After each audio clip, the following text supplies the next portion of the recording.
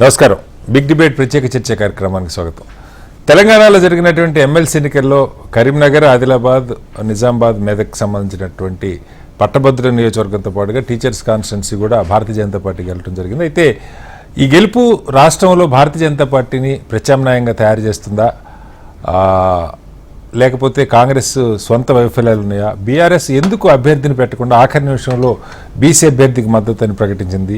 వ్యూహాత్మక తప్పిదాలు ఏమైనా ఉన్నాయా?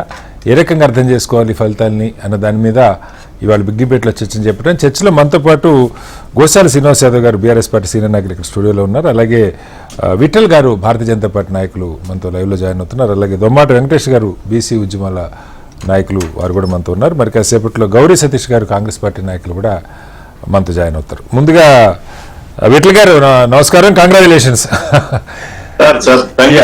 విఠల్ గారు, ఈ ఫస్ట్ థింగ్ ఏంటంటే బండి సంజయ్ గారు ఇతర నాయకులు ఇచ్చినటువంటి స్టేట్మెంట్, ఈ గెలుపు ఆయన ముందు టీచర్స్ కాన్ఫరెన్స్ అప్పుడు కూడా అదే ఇచ్చేశారు, మేమే ఇక ప్రత్యామ్నాయం అని. గతంలో మీకు గుర్తుండాలి, 2 దుబ్బాక ఉప ఎన్నికలప్పుడు కానీ లేదు ఈటెల రాజేంద్ర గారు హుస్నాబాద్ గెలిచినప్పుడు కానీ కూడా ఇలాంటి స్టేట్మెంట్లే ఇచ్చారు, ప్రత్యామ్నాయం అని. హుజురాబాద్ తీరా అసెంబ్లీ ఎన్నికలు వచ్చేసరికి 3rd ప్లేస్లో, అది కూడా చాలా వెనకాల ఉన్నటువంటి పరిస్థితి. ఇలా అంటే ఇది తొందరపడి ప్రకటనలు ఇవ్వటమా, లేదు నిజంగా ఈ ఎన్నిక రాష్ట్ర స్థాయిలో రాజకీయాలని ప్రత్యామ్నాయం చేసే, మీరు ప్రత్యామ్నాయంగా ఎదిగి కాంగ్రెస్కి ప్రత్యామ్నాయంగా బీఆర్ఎస్ కాకుండా మీరు ఎదగటానికి దోహదం చేస్తుందని అనుకోవాలి, ఎలా చూడాలి? సార్, మీకు అక్కడ ఉన్నటువంటి ప్యానల్ మెంబర్స్ శ్రీనివాస్ గారికి, వెంకటేష్ గారికి, అదేవిధంగా సతీష్ గారికి గుడ్ ఈవినింగ్ తెలియజేస్తూ, సార్ నిజంగా 14 నెలలు అయింది సార్ కాంగ్రెస్ పార్టీ అధికారంలోకి వచ్చిన తర్వాత. మనం అంతా చూసాం, చాలా ఎక్స్పెక్టేషన్స్ తోటి ఆ రోజు బీజేపీని కాదని కాంగ్రెస్ పార్టీ ప్రత్యామ్నాయంగా చూసి ప్రజలు ఓట్లేశారు. అతి తక్కువ సమయంలో, సాధారణంగా ఒక ప్రభుత్వానికి వ్యతిరేకత అనేది ఒక 2 years 3 years ఆగుతారు, ప్రజలు చూస్తూ ఉంటారు, అంటే చేస్తారు. కానీ అతి తక్కువ సమయంలో ప్రభుత్వానికి వ్యతిరేకత తెచ్చుకునే ప్రభుత్వం. ఎందుకంటే అనేక రకాల హామీలు, అంటే ఆ అనుగాని హామీలు అంటే దానికి శక్తికి మించినటువంటి ఎలాగైనా పవర్లకు రావాలన్నటువంటి హామీలు ఇచ్చి ఇవాళ ప్రజల్లో ఏమైతుంది, ఏ ఎన్నికలైనా అబాస్పాలు అవుతుంది. ఇప్పుడు మొన్న 28,000 ఓట్లు చెల్లని ఓట్లు మనం చూసాం. గ్రాడ్యుయేట్స్ అనేది, గ్రాడ్యుయేట్ అనేవాడు చదువుకున్నవాడు, మేధావాడు. అదే పెద్ద టాపిక్. అసలు 28,000 ఓట్లు ఎందుకు చెల్లలేదు అనేది అర్థం కానటువంటి సమస్య. నేను అదే చెప్పబోతున్నాను. చెప్పండి. నేను అదే చెల్లని ఓట్లు కావు సార్, ప్రభుత్వానికి వ్యతిరేకంగా ఒక ఆక్రోశాన్ని వ్యక్తం చేస్తూ ఆ ఓటర్ బ్యాలెట్ పేపర్ మీద కామెంట్స్ రాశారు. అంటే ఓటు వేస్తూనే ఈ ప్రభుత్వానికి రైతు బంధు ఇవ్వలేదని, 2 లక్షల ఉద్యోగాలు ఇవ్వలేదని రకరకాల కామెంట్స్ ప్రభుత్వానికి వ్యతిరేకంగా కామెంట్ రాశారు. వాటిని అంటే బ్యాలెట్ పేపర్ మీద ఏ అడిషనల్ గా ఏది రాసినా తెల్ల నోటు కింద తీసుకుంటారు. సో దాని తెల్ల నోటు కాదు, అది వాస్తవంగా ప్రభుత్వానికి వ్యతిరేకంగా పడ్డటువంటి ఓటు. నిజానికి ఆ ఓటు అక్కడ రాయకుండా ఉంటే మా మెజార్టీ ఇంకా ఎక్కువ ఉండదేమో. ఇవాళ 5,000-6,000 గ్రాడ్యుయేట్ ఎలక్షన్. ఓవరాల్ గా నేను చెప్పదలుచుకుంది ఏంటంటే అతి తక్కువ సమయంలో ప్రభుత్వం పైన వ్యతిరేకత ఉంది అనేది ఈ ఎన్నికలు చాలా స్పష్టంగా. కాసేపు అది అనుకుందాం సార్, వ్యతిరేకత ఉందనుకుందాం, కానీ మీరు ప్రత్యామ్నాయం అని ఇప్పుడే ఎలా చెప్పగలుగుతారు? ఇక్కడ 38 స్థానాలతో బీఆర్ఎస్ ఉంది. ప్రజలు ఏమైపోయిందంటే బీఆర్ఎస్ కు వ్యతిరేకంగా మేము ఒకనొక సందర్భంలో బండి సంజయ్ గారు అధ్యక్షుడు ఉన్నప్పుడు ప్రత్యామ్నాయంగా బీజేపీ మాకు బై ఎలక్షన్స్ లో గెలిపించారు ప్రజలు. అంటే కొన్ని మా పార్టీలో ఉన్నటువంటి అంతర్గత కారణాలు కావచ్చు, what ever it may be, ఒక ఫెరోసియస్ లీడర్ ని బండి సంజయ్ గారిని పక్కకు జరపడం తోటి ఆటోమేటిక్ గా కాంగ్రెస్ లో కూడా ఇంకొక నాయకుడు ఉన్నాడు, ఫైటర్ ఉన్నాడు, రేవంత్ రెడ్డి గారి నమ్మకం తోటి ఆ ప్రత్యామ్నాయం అటువైపు డ్రైవ్ అయింది, అటువైపు ఆ గాలి అటు వీచింది. కాబట్టి మమ్మల్ని అనుకోలేదు ప్రత్యామ్నాయం అసెంబ్లీ ఎలక్షన్స్ వరకు. సాధారణంగా వారికి అసెంబ్లీ ఎలక్షన్స్ లో కాంగ్రెస్ పార్టీకి అనుకూలంగా తీర్పు ఇవ్వడం, అధికారం రావడం జరిగింది. వాళ్ళ 2 పార్టీలను చూశారు. ఎందుకు ప్రత్యామ్నాయం అంటున్నామంటే 10 సంవత్సరాలు బీఆర్ఎస్ పార్టీని చూశారు, ఇవాళ 14 నెలల్లోనే కాంగ్రెస్ పార్టీ చూశారు. ఇవాళ దేశవ్యాప్తంగా భారతీయ జనతా పార్టీ ఎదుగుదల చూస్తున్నారు. 22 రాష్ట్రాల్లో అధికారంలో ఉంది. కాంగ్రెస్ పార్టీకి మిగిలింది తెలంగాణ అండ్ కర్ణాటక అండ్ హిమాచల్ ప్రదేశ్. ఇవాళ ఈ రోజు కర్ణాటక ఎలక్షన్స్ పెడితే 100% అక్కడ బీజేపీ గెలుస్తుంది. ఈ రోజు ఇవాళ తెలంగాణలో ఎన్నికల్లో అంటూ వస్తే 100% భారతీయ జనతా పార్టీ గెలిచే అవకాశం ఉంటుంది.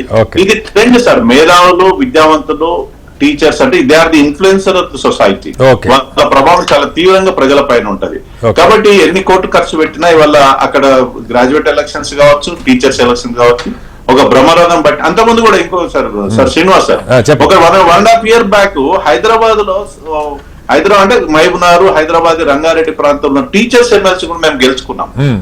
అది సైలెంట్ గా మాకు ఓటు వచ్చింది. ఆ రోజు ఏమన్నారంటే సరే ఏదో ఆయన 3 సార్లు పోటీ చేశాడు, ఆయన సింపతి అన్నారు. కానీ ప్రజలు ఇవాళ ఇటు హైదరాబాద్ ఈ ప్రాంతం గాని, ఉత్తర తెలంగాణ గాని, తెలంగాణ వైపు భారతీయ జనతా పార్టీ వైపు తెలంగాణ ప్రజలు నిలబడ్డారనేది ఇది ఒక నిదర్శనం.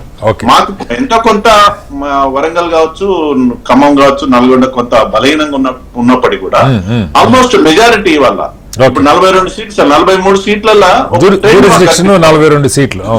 Exact sir. మా అంతకుముందు జరిగినటువంటి గ్రాడ్యుయేట్ ఎలక్షన్స్ కూడా మా ట్రెండ్, అంతకుముందు జిహెచ్ఎంసీ ఎలక్షన్స్ లో కూడా మా ట్రెండ్ కనిపించింది. అదే సార్ నేను ఇంకా చెప్తున్నా. అదే సార్, ఇప్పుడు జిహెచ్ఎంసీలో మీరు భారీగా ఆల్మోస్ట్ జిహెచ్ఎంసీ మీ చేతికి వచ్చేస్తున్న స్థాయిలో ఫలితాలు వచ్చిన తర్వాత కూడా అసెంబ్లీకి వచ్చేసరికి మొత్తం మారిపోయిన సినారియో. సో ఆ బ్యాక్డ్రాప్ లో టూ ఎర్లీనా ఇలాంటి ప్రకటనలు ఇవ్వటం అన్నది పాయింట్, అంతే, అంతకంటే ఏం లేదు. మీ హోప్ మీకు ఉండొచ్చు. మళ్ళీ వస్తాను సార్ మీ దగ్గరికి. మనతో గౌరీ సతీష్ గారు కాంగ్రెస్ పార్టీ నాయకులు కూడా జాయిన్ అయ్యారు. ముందుగా శ్రీనివాస్ గారు, ఇక్కడ బీఆర్ఎస్ అంటే ఒకటి సరే ఎన్నికల్లో పోటీ చేయాలా వద్దా, మీ అభ్యర్థులకి గ్రాడ్యుయేట్ కాన్స్టిట్యున్సీకి తెలంగాణ ఉద్యమం ఈ నేపథ్యం ఇదంతా ఉన్న దానిలో గ్రాడ్యుయేట్ కాన్స్టిట్యున్సీ ఆబ్వియస్లీ పెట్టుండాలి. కానీ సరే అది మీ స్ట్రాటజీ, మీరు గతంలో ఒకసారి జిహెచ్ఎంసీ ఎలక్షన్లో కూడా పోటీ చేయాలి, ఆ తర్వాత రాష్ట్రంలో అధికారంలోకి వచ్చారు, మీ వ్యూహం మీకు ఉంటే ఉండొచ్చు.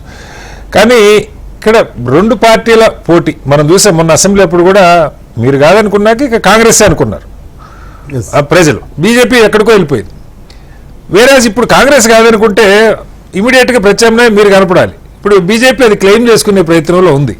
దానికి ఇక్కడ మీరు సరే బీసీ అభ్యర్థి అయితే కావచ్చు, కానీ బీసీ అభ్యర్థికి మద్దతు ఇవ్వాలంటే మీరే ఒక బీసీ అభ్యర్థిని పెట్టి బ్రహ్మాండంగా ప్రచారం చేయొచ్చు. కావాల్సినంత దన్నుంది, సపోర్ట్ లీడర్స్ మీలాంటి వాళ్ళంతా ఉన్నారు సపోర్ట్ చేయడానికి, మిమ్మల్ని పెట్టచ్చు, వేరే ఎవరు కూడా కాదు. కానీ ఇది కాకుండా ఎన్నికలకు ఒక్కరోజు ముందు అక్కడ ఉన్నటువంటి ఆయన పవన్ కృష్ణ అనుకుంటా, హరికృష్ణ గారు, ఆయనకి అంటే పరోక్షంగా ఆయనకి మద్దతు, ఆయన ఆల్మోస్ట్ రేస్లో ఉన్నారు, ఆయనకి మద్దతు ఇచ్చిన కారణంగా ఆయన యాక్చువల్ కాంగ్రెస్ సీటు ఎక్స్పెక్ట్ చేశారు, కాంగ్రెస్ ఇవ్వలేదు. ఆ కారణంగా ఓట్లు చీలిపోయి కాంగ్రెస్ ఓడిపోయింది అక్కడ అన్నది పాయింట్. ఇది స్ట్రాటజిక్గా కరెక్ట్ డెసిషన్ అయినా బీఆర్ఎస్ వైపు నుంచి ప్రత్యామ్నాయం బీజేపీని చెప్పుకునే పరిస్థితి కల్పించడం మీకే రకంగా లాభం అవుతుంది? ఒకటి, ముందుగా ప్యానలిస్టులు పెద్దలందరికీ ఉద్యమ నమస్కారాలు. అంటే మొదటగా ఏంటంటే అంటే బీజేపీ గెలిచింది సరే, అది ప్రజాస్వామికంగా మనం వెల్కమ్ చేస్తాం. కాకపోతే ఏంటంటే ఇక్కడ ఒకటి మనం చోటా బాయ్ బడా బాయ్ అనుకుంటారు కదా, ఈ రోజు అంటే ప్రతి ఒక్కసారి మనం వింటుంటాం ఎన్నోసారి చర్చలు, బీఆర్ఎస్ బీజేపీ ఒకటి, బీఆర్ఎస్ కాంగ్రెస్ ఒకటి. ఇప్పుడు మీరు నిజం చేసినట్టు ఇద్దరు ఒకటని తేలిపోయింది, ఇద్దరు ఒకటని తేలిపోయింది. అధికార పార్టీ ఉండి ఈరోజు ఒక్క ఎమ్మెల్సీ గెలవకుండా, సో ఏదైతే బడాబాయికు గిఫ్ట్ గా ఈరోజు కాంగ్రెస్ పార్టీ ఇచ్చింది ఒకటి. రెండో విషయం ఏంటంటే అన్న విఠలన్న కానీ, సతీష్ అన్న కానీ, వెంకటన్న కానీ ఈ రోజు 1982నో 83లోనో ఈ దేశంలో 2 ఎంపీలు గెలిచింది. 2 ఎంపీలు గెలిచిన తర్వాత ఈ దేశంలో 300 ఎంపీలు గెలిచింది. వాజ్పేయి గారు ఒకసారి ప్రధానమంత్రి అయ్యారు, 2 సార్లు అయ్యారు. మోడీ గారు 3 సార్లు అయ్యారు. కానీ ఈ రాష్ట్రంలో వాళ్ళ ఓట్ బ్యాంక్ షేర్ ఒకసారి మనం లెక్కలు తీస్తే ఎక్కడున్నారు అక్కడున్నారు. ఏదో మొన్న 8 ఎంపీలు వచ్చి ఆ వాతావరణంలో పోయి వాళ్ళు కన్సిస్టెంట్ గా దేశం అంతా పెరుగుతున్నారు సార్, అది మీరు గుర్తుంచుకోవాలి.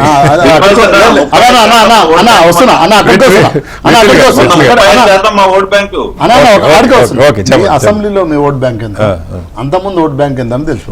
రెండో విషయం ఏంటంటే ఈ రోజు వాళ్ళు గెలిచిన ప్రాంతం కూడా కాంగ్రెస్ పార్టీ చేతులు ఎత్తేసి ఒకవేళ ఉండకపోతే అదంతా లెఫ్ట్ ప్రాంతం. వాస్తవంగా ఏదైతే గెలిచిన ప్రాంతం ఉందో కంప్లీట్ లెఫ్ట్ ఐడియాలజికల్ గా, బహుజన్ ఐడియాలజికల్ గా ఉన్న ప్రాంతం. అక్కడ బీజేపీ అనే ఐడియాలజికల్ ఎప్పుడు కూడా యాక్సెప్ట్ చేయలేదు. వాళ్ళ ప్రత్యర్థి ఎప్పుడు కూడా నలుగురు ఎంపీలు ఉన్నారు, వాడికే వస్తున్నా. అది కాంగ్రెస్ గిఫ్ట్. ఇప్పుడు సికింద్రాబాద్ ఎట్లా ఇచ్చిండ్రు, ఎవరు దానం నాగేందర్ ఎట్లా పోటీ చేస్తాడు, ఆడు ఎవరికి ఇవ్వాలి, ఎవరికి ఇవ్వాలంటే అంజన్ కుమార్ యాదవ్కి ఇవ్వాలి. ఎందుకంటే ఆయన 2 సార్లు ఎంపీ, ఆయనకి ఇవ్వకుండా ఇక్కడ గెలిచిన ఎమ్మెల్యేని తీసుకుపోయి టికెట్ ఇచ్చిందంటే ఎవరు గెలిపాడని కోసం ఇచ్చిండ్రు. అంటే నేను ఇవన్నీ ఎందుకు చెప్తున్నా అంటే ఈ రోజు ఏదో మేము గెలిచినాము ఇది ఓడినామంటే ఇద్దరు కలిసి ఈ రోజు తెలంగాణ మేము స్పష్టంగా మాకు వ్యూహం ఉంది, మాకు ఎత్తుగడ ఉంది. ఎన్నోసార్లు మేము ఆ ఎత్తుగడలు ఎత్తినాం కాబట్టి ఈరోజు తెలంగాణ సాధించుకున్నాం. లేకపోతే ఆ రోజు మా పరిస్థితి ఏంది, పిరికెడు మంది ఒక్కడే నాయకుడు బలంగా బయటకు వెళ్ళినాం కదా, కొట్లాడినాం కదా, పడ్డం లేచినాం చరిత్ర మమ్మల్ని నిలబెట్టింది ఈ రోజు, తెలంగాణ సమాజం నిలబెట్టింది. కాబట్టి ఈ రోజు వాళ్ళు ఇద్దరు ఒకటే అనేది ఒకటి తేలింది ఈ రోజు స్పష్టంగా. లేకపోతే తెలంగాణ ఇప్పుడు అన్న చెప్పినట్టు విఠలన్న చెప్పినట్టు 14 నెలలనే ఒక్క ఎమ్మెల్యే సీటు గెలవకపోవడం ఏంది, ఎమ్మెల్సీ సీటు గెలవకపోవడం ఏంది కాంగ్రెస్ పార్టీ. కాబట్టి ఐడియాలజికల్ గా వాళ్ళు వేరైనా కూడా ఈ రోజు ఏంటంటే రెండు సపరేట్ గా కొట్లాడాలి ఈ దేశంలో. ఒకటి సెక్యులర్ పార్టీ, ఒకటి కంప్లీట్ గా వాళ్ళ ఒక హిందూ బేస్డ్ గా డెవలప్ అయిన పార్టీ. కానీ రెండు దేశంలో కొట్లాడుతున్నాయి, కానీ రాష్ట్రానికి వచ్చేసరికి కలిసిపోయింది. మీరు ఎందుకు అభ్యర్థిని పెట్టలేదు? రెండో బలమైన ప్రత్యామ్నాయం వీళ్ళ ఇద్దరు చోటా మియా బడే మియా కలిసిపోయి ఇప్పుడు 37 సార్లు పోయింది కదా రేవంత్ రెడ్డి. ఎన్నిసార్లు మోడీని కలిసిండో, 8 సార్లు రాహుల్ గాంధీ కలిసిండో నేను ఒక్క నిమిషంలో మీకు చెప్తా. సో కాబట్టి నేనేమంటే వాళ్ళిద్దరు తేలిపోయారు. ఊరికే అంటారు కదా సార్, బీఆర్ఎస్ బీజేపీ ఒకటి, బీఆర్ఎస్ కాంగ్రెస్ ఒకటి. ఏందో తేలింది ఎప్పుడు ఎవరెవరు ఒకటి తేలింది. రెండో విషయం స్పష్టంగా ఇద్దరు అన్నలు అర్థం చేసుకోవాలి. మీకు కూడా తెలుసు ఈ దేశంలో ప్రాంతీయ పార్టీలు పుట్టడమంటేనే వాటి అస్తిత్వం మీద పుట్టినాయి. ఆ ప్రాంతం యొక్క అస్తిత్వము ఆత్మగౌరవం మీద పుట్టిన పార్టీలు ఏ పార్టీ అయినా, ఆర్జేడీ కావచ్చు, ఎస్పీ కావచ్చు, డిఎంకే కావచ్చు, తృణమూల్ కాంగ్రెస్ కావచ్చు, పక్కన ఉన్న పవర్ పార్టీ కావచ్చు, టీఆర్ఎస్ కావచ్చు, టీడీపీ కావచ్చు. కానీ ఈ పార్టీలను చంపడమే వాళ్ళిద్దరు లక్ష్యం. అర్థమవుతుంది మీ లాజిక్? స్పష్టంగా ఈ దేశంలో రెండు ప్రాంతీయ పార్టీలు, రెండు నేషనల్ పార్టీలు, అక్కడ ప్రాంతీయ పార్టీలు చంపడంలో భాగంగానే వాళ్ళిద్దరు ఒకటి తేలిపోయింది. మేము అది తెలంగాణ ప్రజలకు స్పష్టంగా చూపించాము. ఎట్లా చూపించాము?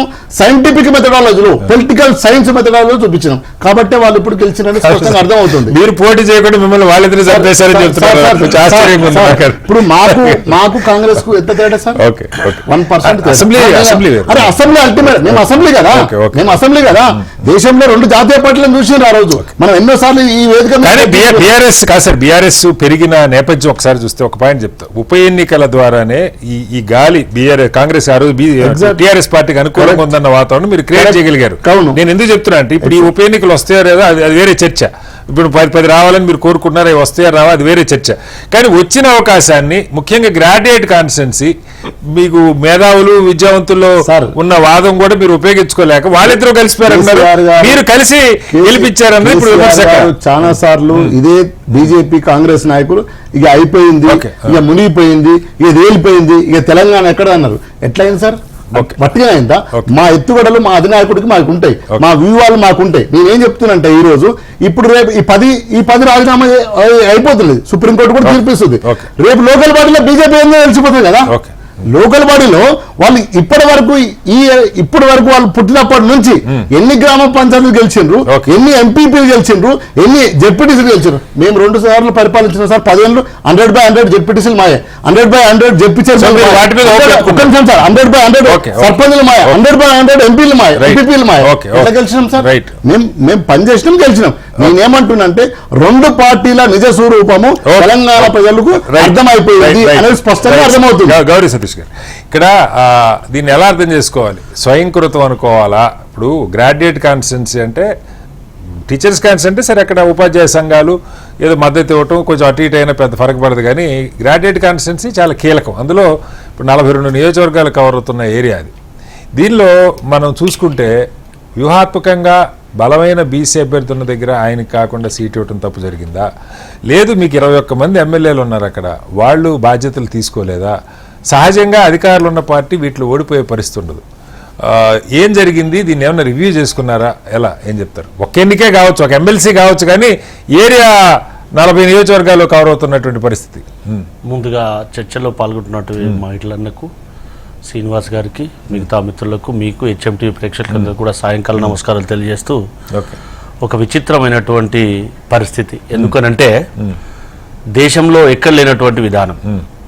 ఎక్కడైతే బీఆర్ఎస్ టీఆర్ఎస్ పార్టీ పుట్టిల్లేనటువంటి మెదక్ కానీ, నిజామాబాద్ కానీ, కరీంనగర్ కానీ ఆ ప్రాంతాన్ని ఇడిచి అమ్మను వదిలిపెట్టి ఎక్కడో పోయి అమ్మ అన్నట్టుంది బీఆర్ఎస్ టీఆర్ఎస్ పరిస్థితి. వీళ్ళిద్దరి మధ్య లోపాయికారి ఒప్పందం ద్వారానే మేము సాంకేతికంగా ఓడిపోయినా నైతికంగా 100% కాంగ్రెస్ పార్టీది. గ్రాడ్యుయేట్ ఎన్నికల్లో మేము పోటీ చేసినటువంటి ఒకే ఒక నియోజకవర్గం నుంచి మేము విజయం సాధించడం. 5,147 ఓట్లు ఏదైతే తేడా ఉందో సెకండ్ ప్రయారిటీ బేస్లో మేము సాంకేతికంగా ఓడిపోయినప్పటికీ ఎక్కడైతే బీఆర్ఎస్ బీజేపీ నేను మీకు ఎంపీ ఎన్నికల్లో ఈ విధంగా సహాయపడతామని చెప్పి ప్రత్యక్షంగా వాళ్ళు చేసినటువంటి ప్రచారం కానీ లేదంటే నిన్న జరిగినటువంటి ఎమ్మెల్సీ ఎన్నికల్లో ఒక్కసారి మనం వాస్తవాన్ని ఆలోచన చేయాలి. ఎక్కడైతే కేటీఆర్ గారు వర్కింగ్ ప్రెసిడెంట్ గారు ప్రాతినిధ్యం వహిస్తున్నటువంటి సిరిసిల్లలో భారతీయ జనతా పార్టీకి ఎట్లా లీడ్ వస్తుంది అంటే వాళ్ళు పోటీ చేయలేదు. అంటే వాళ్ళ ఓటు బ్యాంక్ అంతా ఏమైంది ఒక్కసారి ఆలోచన చేయాలి. మీరు పోటీ చేయలేదు. శ్రీనివాస్ గారు మీరు మాట్లాడటప్పుడు నేను మాట్లాడలేదు, మీకంటే ఎక్కువ మాట్లాడగలను. కానీ సిరిసిల్లలో గానీ, సిద్దిపేటలో గానీ, గజ్వేల్లో గానీ ఎందుకు వీళ్ళు కనీసం పోటీ చేయకపోగా వాళ్ళకున్నటువంటి గ్రాడ్యుయేట్ ఓటర్స్ కానీ, అవేర్నెస్ ఓటర్స్ కానీ ఎందుకు బీజేపీ వైపు డైవర్ట్ చేశారో సమాధానం చెప్పాలి. ఆ సమాధానం చెప్పకుండా ఏదో మాకు స్ట్రాటజీ ఉంది, మేము పడుకుంటాం అంటే వాళ్ళు అధికారికంగా కాదు. గౌరీ సతీష్ గారు వాళ్ళు అధికారికంగా అంటే అధికారికంగా కూడా కాదు, లోకల్ గా ఉన్న నాయకులంతా బీసీ కోటేండి అని ప్రకటన చేశారు.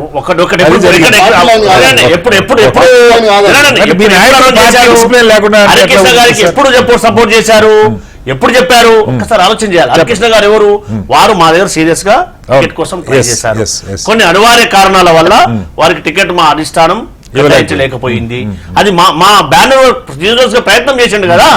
కానీ వీరు లాస్ట్ మూమెంట్ లో వారు గనక క్యాండిడేట్ ఎందుకు ప్రకటించలేకపోయారు అది వాస్తవం కదా.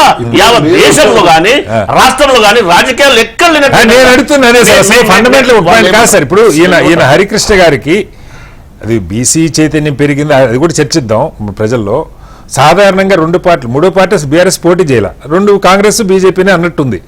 సడన్ గా ఒక ఇండిపెండెంట్ గా పోటీ చేసిన వ్యక్తికి అంత స్థాయిలో ఓట్లు వచ్చినాయి అంటే అది అయితే బీఆర్ఎస్ ఓటు బీసీకి ఏమని స్థానికంగా ఉన్న నాయకులంతా ప్రకటించారు కాబట్టి బడి ఉండాలి, లేదా ఆయనకు అపారంగా కింద పట్టన్నా ఉండాలి. ఈ రెండు కాకుండా ఓట్లు వచ్చే అవకాశం ఉండదు. అంత పట్టున్న నాయకుడికి మీరెందుకు సీట్ ఇవ్వలేకపోయారు? ప్రాక్టికల్ గా గ్రౌండ్ లో ఏం జరిగిందంటే బీఆర్ఎస్ దీపాన్ని ఆర్పేస్తూ భారతీయ జనతా పార్టీ దీపాన్ని వెలిగించే ప్రయత్నం చేసిందని ప్రత్యక్షంగా నేను అక్కడ 2 నియోజకవర్గాలకు ఇన్ఛార్జ్ కూడా వెళ్ళాను కాబట్టి ప్రత్యక్షంగా నేను చూసినటువంటి గ్రౌండ్ లో చూసినటువంటి విచారణ, దాంతో పాటుగా అక్కడ జరిగినటువంటి ప్రత్యక్ష ఓటు బ్యాంక్ మనకు కనిపిస్తా ఉంది కదా. అది దేశ రాజకీయాలు ఎక్కడ కూడా జరగకూడదు, మన తెలంగాణ జరుగుతా ఉంది. అది మంచి పరిణామం కాదు. ఇది ఇప్పటికైనా మా కాంగ్రెస్ పార్టీ ఎక్కడైనా అలాంటి లోటుపాట్లు గతంలో కూడా ఇలాంటి ఎన్నికల్లో కూడా గతంలో బీఆర్ఎస్ పార్టీ అధికారం ఉన్నప్పుడు రంగారెడ్డి మహబూబ్నగర్ హైదరాబాద్ కాన్స్టిట్యూన్సీ కోల్పోయింది. సో ఇవన్నీ ఎగ్జాంపుల్ తీసుకున్నట్టయితే ఖచ్చితంగా ఇంకేమన్నా మేము గ్రాడ్యుయేట్లకు చేయవలసినటువంటి పరిస్థితి ఉంటే ఖచ్చితంగా చేయడానికి అవకాశం. ఇందాక విఠలన్న గారు మాట్లాడుతూ డబ్బు మాయం అన్నారు. డబ్బులు ఎవరు ఎక్కువ వంచారో ఒక్కోసారి మా విఠలన్న ఆత్మ పరిశీలన చేసుకోవాలి. వారు ప్రస్తావించారు కాబట్టి మాకంటే ఎన్నో రెట్లు డబ్బులు ఎక్కువ వంచినటువంటి దాఖలాలు ఎవిడెన్స్ తో పాటు చూపిస్తారు. ఇక్కడ విలేజ్ తో పాటుగా పోలింగ్ బూత్ తో పాటుగా ఎంత నెంబర్ తో పాటుగా చూపిస్తా, ఏ విధంగా చేశారో కూడా చెప్తా దీని సాక్షిగా. సో అది మర్చి మాట్లాడితే మా విట్లన్న పోయి మా విట్లన్న మాట్లాడితే మాకు బాధ అనిపిస్తుంది. అంటే డబ్బుల గురించి విఠలన్న గారు మాట్లాడారు కాబట్టి మా విఠలన్న మాట్లాడింది కాబట్టి నేను ప్రస్తావిస్తున్నా. అంతే తప్ప ఆ విషయాన్ని డబ్బులు విపరీతంగా పంచినా అని చెప్పారు. సో దాని విషయంలో చెప్తున్నా. సో ఇవన్నీ విషయాలు వాస్తవాన్ని చూస్తే ఖచ్చితంగా నైతికంగా మేము గెలిచినాం. నా పాయింట్ మీరు ఆన్సర్ చేయలేదు. నా పాయింట్ ఏంటంటే మీకు సర్వేల్లో ఇప్పుడు ఒక బీసీ అభ్యర్థి మీ దగ్గరికి వచ్చినప్పుడు అతనికి ఎంతో కొంత ఒక బేస్ లేకపోతే ఈ స్థాయిలో ఓట్లు రావు. ఈవెన్ బీఆర్ఎస్ స్థానిక నాయకులు సపోర్ట్ ఇచ్చారనుకున్నా కూడా ఖచ్చితంగా చీలుస్తారు అనుకుంటేనే సపోర్ట్ ఇస్తారు, లేకపోతే అవ్వదు కదా. సో అది మీరు అసెస్ చేయలేకపోయారా? మీ నాయకత్వం దాని మీద దృష్టి పెట్టలేకపోయిందా? సరైన క్యాండిడేట్ ని పెట్టలేకపోయారు అన్నది కూడా ఎన్నికల్లో ఓటమి చాలా కారణం. కానీ అభ్యర్థి కూడా ఒక నరేంద్ర రెడ్డి గారు తక్కువ అని కాదు. ఎన్నికల్లో అక్కడ హరికృష్ణ గారికి ఉన్నటువంటి ప్రజాదరణ, ఎందుకంటే ఒక డిఎల్ గా, ఒక జేఎల్ గా, ఒక గ్రూప్స్ కు కోచ్ గా కోచింగ్ సెంటర్ నడిపినటువంటి వ్యక్తిగా, పబ్లిషర్స్ నడిపినటువంటి వ్యక్తిగా, నిరుద్యోగుల్లో ఒక వినూత్నమైనటువంటి పరిచయం ఉన్నటువంటి వ్యక్తిగా అతను ఆదరణ ఉన్నటువంటి పరిస్థితి మనకు ప్రత్యక్షంగా గతంలో కూడా తెలుసు, ప్రత్యక్షంగా కూడా కనిపించింది. సో అది మేము కొన్ని అనివార్య కారణాల వల్ల కమ్యూనికేషన్ గ్యాప్ వల్ల దాన్ని ఫిల్ చేసుకోకపోలేకపోయాము అనేది మాకు ప్రత్యక్షంగా కనిపిస్తూ ఉంది. దాన్ని ఖచ్చితంగా పార్టీ ఆలోచన చేసి ఏ విధంగా చేస్తే భవిష్యత్తులో దాన్ని పూడ్చుకోవడానికి అవకాశం ఉంటుంది అనేది ఖచ్చితంగా ఆలోచించే అవకాశం ఉంటుంది కదా. అందుకే అవన్నీ పూడ్చుకోవడానికి మా ఏఐసిసి ఇన్ఛార్జ్ ఎవరైతే మీనాక్షి నటరాజన్ గారు వచ్చారో ఖచ్చితంగా గ్రౌండ్ లో అన్ని సమీక్షలు నిర్వహిస్తూ ఉన్నది. Okay. గ్రామ స్థాయి నుంచి పార్లమెంట్ స్థాయి వరకు ఖచ్చితంగా వాటిని పూడ్చుకోవడానికి Okay. శాయశక్తుల ప్రయత్నం Right, sir. చేస్తున్న అందులో Right. ఎలాంటి అనుమానం అనేది లేదు. Right sir. వెంకటేష్ గారు, ఇక్కడ ఒక చర్చ బాగా బీసీ సర్కిల్స్లో జరుగుతున్నది ఏంటంటే, తెలంగాణలో మొట్టమొదటిసారిగా చాలా పెద్ద ఎత్తున బీసీ చైతన్యం పెరిగిందని ఒక చర్చ నడుస్తూ ఉంది. అంటే నిజంగా కూడా ఆ ఓట్లు చూస్తే సరే బీఆర్ఎస్ వాళ్ళు శ్రీనివాస్ గారు ఒప్పుకోకపోవచ్చు, ఓట్లు పడమని చెప్పినా కూడా అక్కడ చూసుకుంటారు పార్టీలో. మరీ వీక్గా ఉంటే ఓటు ట్రాన్స్ఫర్ కూడా కాదు.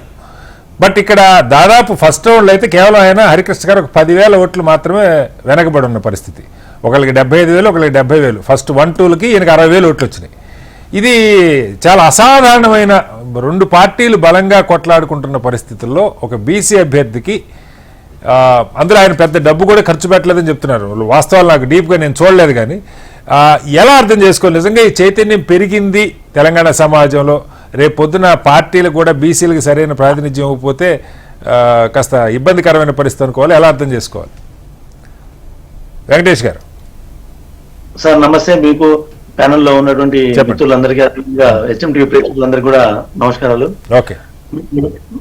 మీరు చెప్తున్నట్టు విషయం 100% కూడా సత్యమైన విషయం. ఎందుకంటే తెలంగాణ సమాజంలో ఇటు బీసీ సంస్థలు కానీ, లేకపోతే బీసీ ఇంటలెక్చువల్స్ కానీ, చాలా మంది మేధావులు కానీ ఈ రోజు ఒక social agenda, BC social agenda, సామాజిక ఎజెండాను తెలంగాణలో ఒక ఎజెండా అంశంగా మెయిన్ స్ట్రీమ్ లో పెట్టడంలో విజయవంతం అయ్యారు. అందుకే ఇలా ఈ పార్టీలు కూడా బీసీ జపం చేస్తున్న పరిస్థితి మనకు కనిపిస్తుంది.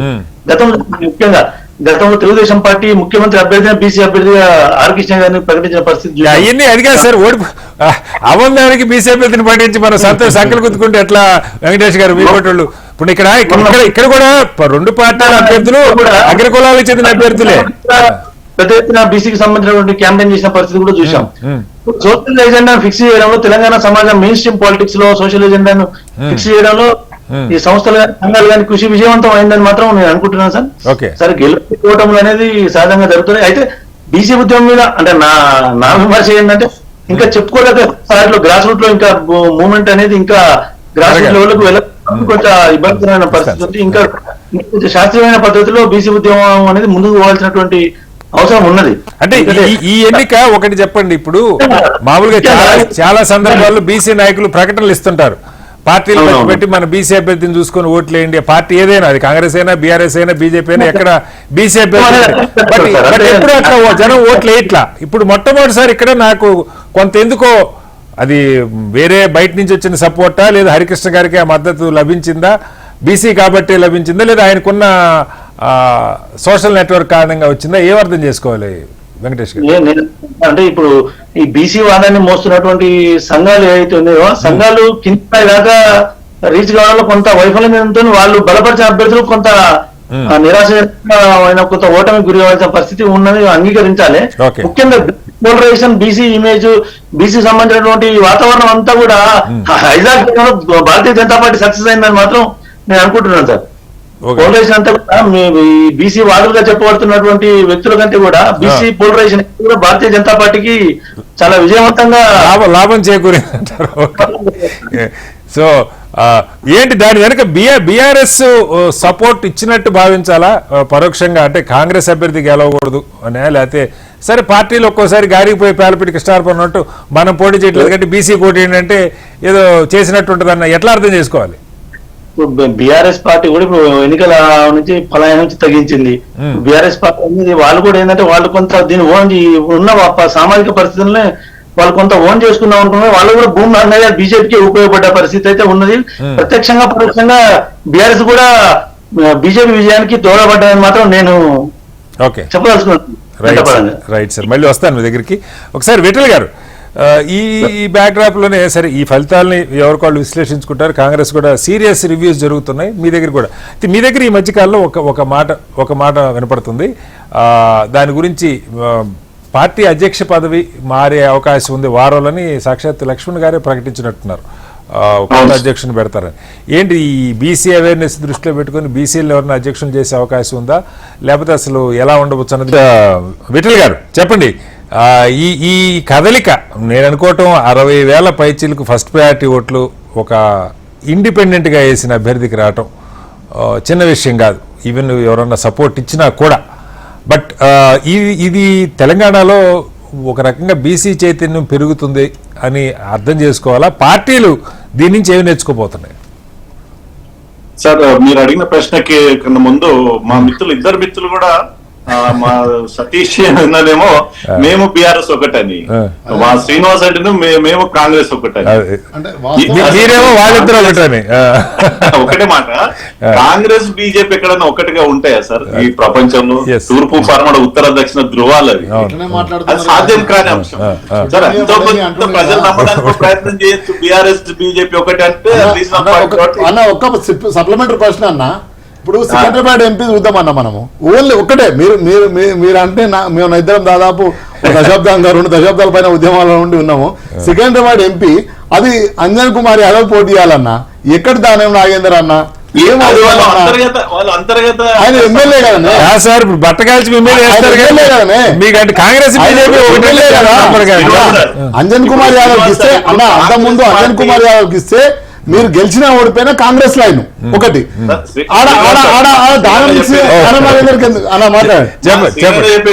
కాంగ్రెస్ పార్టీ యొక్క బీఫామ్ కూడా మేము ఎట్లా డిసైడ్ చేస్తాం? మీ రేవంత్ రెడ్డి కోసం చేసిన సార్, వీళ్ళ రేవంత్ రెడ్డి కోసం చేసిండ్రు మీరు. రైట్, ఓకే చెప్పండి. ఒక మాట సార్, అది మాకు ప్రజల మద్దతుతో గెలుస్తున్నాము, అటు బీఆర్ఎస్ గారు కాంగ్రెస్ గారు. కానీ ఒక మాట సార్, ఇప్పుడు శ్రీనివాస్ సార్, భారతీయ జనతా పార్టీకి దశాబ్ద కాలంగా ఇది ఒక కార్పొరేట్ పార్టీ, బ్రాహ్మణుల పార్టీ, బనియా పార్టీ, రకరకాల స్లోగన్స్ ఉన్నాయి దేశవ్యాప్తంగా. అది మొత్తం చరిత్రను తిరగరాసింది 2014 తర్వాత మోడీ గారు భారతదేశానికి ప్రధానమంత్రి ఏకంగా వారిపైన కూడా విమర్శలు మా రేవంత్ రెడ్డి గారు లాంటి బీసీ కాదని చెప్పారు. కానీ దేశంలో అనేక గాన్లు అంటే వృత్తి ఒక తేలి వర్గానికి ఇవాళ ఒక సోషల్ జస్టిస్ అంటే మీరు బాగా విశ్లేషిస్తారు కాబట్టి మీకు చెప్తున్నా సార్, భారతీయ జనతా పార్టీ లక్ష్యం అంత్యోదయ ఉద్యమం అంటే poorest of the poor must be benefited అనేటువంటి. ఇప్పుడు అడిగారు సార్, కరీంనగర్ లో మీరు బీసీ అభ్యర్థికి ఏమి సీట్ ఇవ్వాలా? ఇప్పుడు బీసీ అభ్యర్థికి వచ్చిన ఓట్లు పార్టీల్లో ఏమన్నా కనువిప్పు కలిగిస్తే అని అడుగుతున్నా నేను. అదే సార్, అది అక్కడ టీచర్స్ కేమో బీసీస్ కి ఇవ్వడం జరిగింది, అంటే మల్క కొమరయ్య గారికి. సో సైమల్టేనియస్ గా ఇటు గ్రాడ్యుయేట్ కి వచ్చేసరికి ఒక అంజిరెడ్డి గారికి ఇచ్చే అవకాశం దొరికింది. నేనేమంటే దేశవ్యాప్తంగా మోడీ గారి నాయకత్వంలో ఒక social engineering Bharatiya Janata party చేసింది కాబట్టి సక్సెస్ అయింది. కాశ్మీర్ నుంచి సౌత్ వరకు కూడా ఎక్సైజ్ జరుగుతా ఉంది. మొట్టమొదటిసారి దేశంలో ఒక జాతీయ పార్టీ, మొన్న ఎలక్షన్స్ లో మాకు లాభం రాలేదు పక్కకు పెట్టు, కానీ ఒక బీసీ ముఖ్యమంత్రి అని ప్రధానమంత్రి ప్రకటించారు, మా అమిత్ షా గారు ప్రకటించిన సందర్భంలో చూసినాం. ఆ స్టెప్ నుంచి మేము ఎక్కడ బ్యాక్ కాలేదు. అది slogan it is on record. భవిష్యత్తులో కూడా భారతీయ జనతా పార్టీ సార్ ఇప్పుడు మన కాంటెస్ట్ లోకి వద్దాం. మీరు బీఆర్ఎస్ ఎందుకంటారంటే అసెంబ్లీ ఎలక్షన్ లో అంత ఓట్లు వచ్చిన బీఆర్ఎస్ పార్టీ పార్లమెంట్ కి వచ్చేసరికి 8 ఎమ్మెల్యే సీట్లు ఉన్న బీజేపీ 8 పార్లమెంట్ స్థానాలు గెలవగలిగింది. ఆ మేరకు బీఆర్ఎస్ తగ్గింది. సో ప్రజల్లో అనుమానాలు రావటం, కాంగ్రెస్ బీజేపీ ఒకటంటే ఎవరు నమ్మరు, కానీ బీఆర్ఎస్ అటో ఇటో కాస్త ఏమైనా మద్దతు ఇచ్చిందంటే ఇక్కడ క్వశ్చన్ మారకూడదు. నిజంగా నేను చెప్పలేను. శ్రీనివాస్ సార్, ఇప్పుడు రాజకీయాల్లో ఎవరైనా తనకు తాను ఆత్మహత్య చేసుకుంటాం సార్, ఏ పార్టీ గాని వ్యక్తులు గాని. బీఆర్ఎస్ ఎందుకు ఆ ప్రయత్నం? నేను అదే అడిగాను. ఇప్పుడు ఈ ప్రయత్నం మీరు ప్రత్యామ్నాయం కాంగ్రెస్ కి ప్రత్యామ్నాయం బీజేపీ అయ్యేలాగా వ్యవహరిస్తున్నారని అడుగుతా ఉన్నాను నేను శ్రీనివాస్ గారిని. ఎగ్జాక్ట్ సార్, అదే మాట చెప్తున్నాను. ఇది సోషల్ ఇంజనీరింగ్ కాన్సెప్ట్ అద్భుతంగా భారతీయ జనతా పార్టీ ఎక్సైజ్ చేస్తుంది కాబట్టి వాళ్ళ రిజల్ట్స్ వస్తున్నాయి. తెలంగాణలో కూడా ఇప్పుడు గానీ భవిష్యత్తులో గానీ తెలంగాణలో డెఫినెట్ గా సోషల్ ఇంజనీరింగ్ జరుగుతుంది.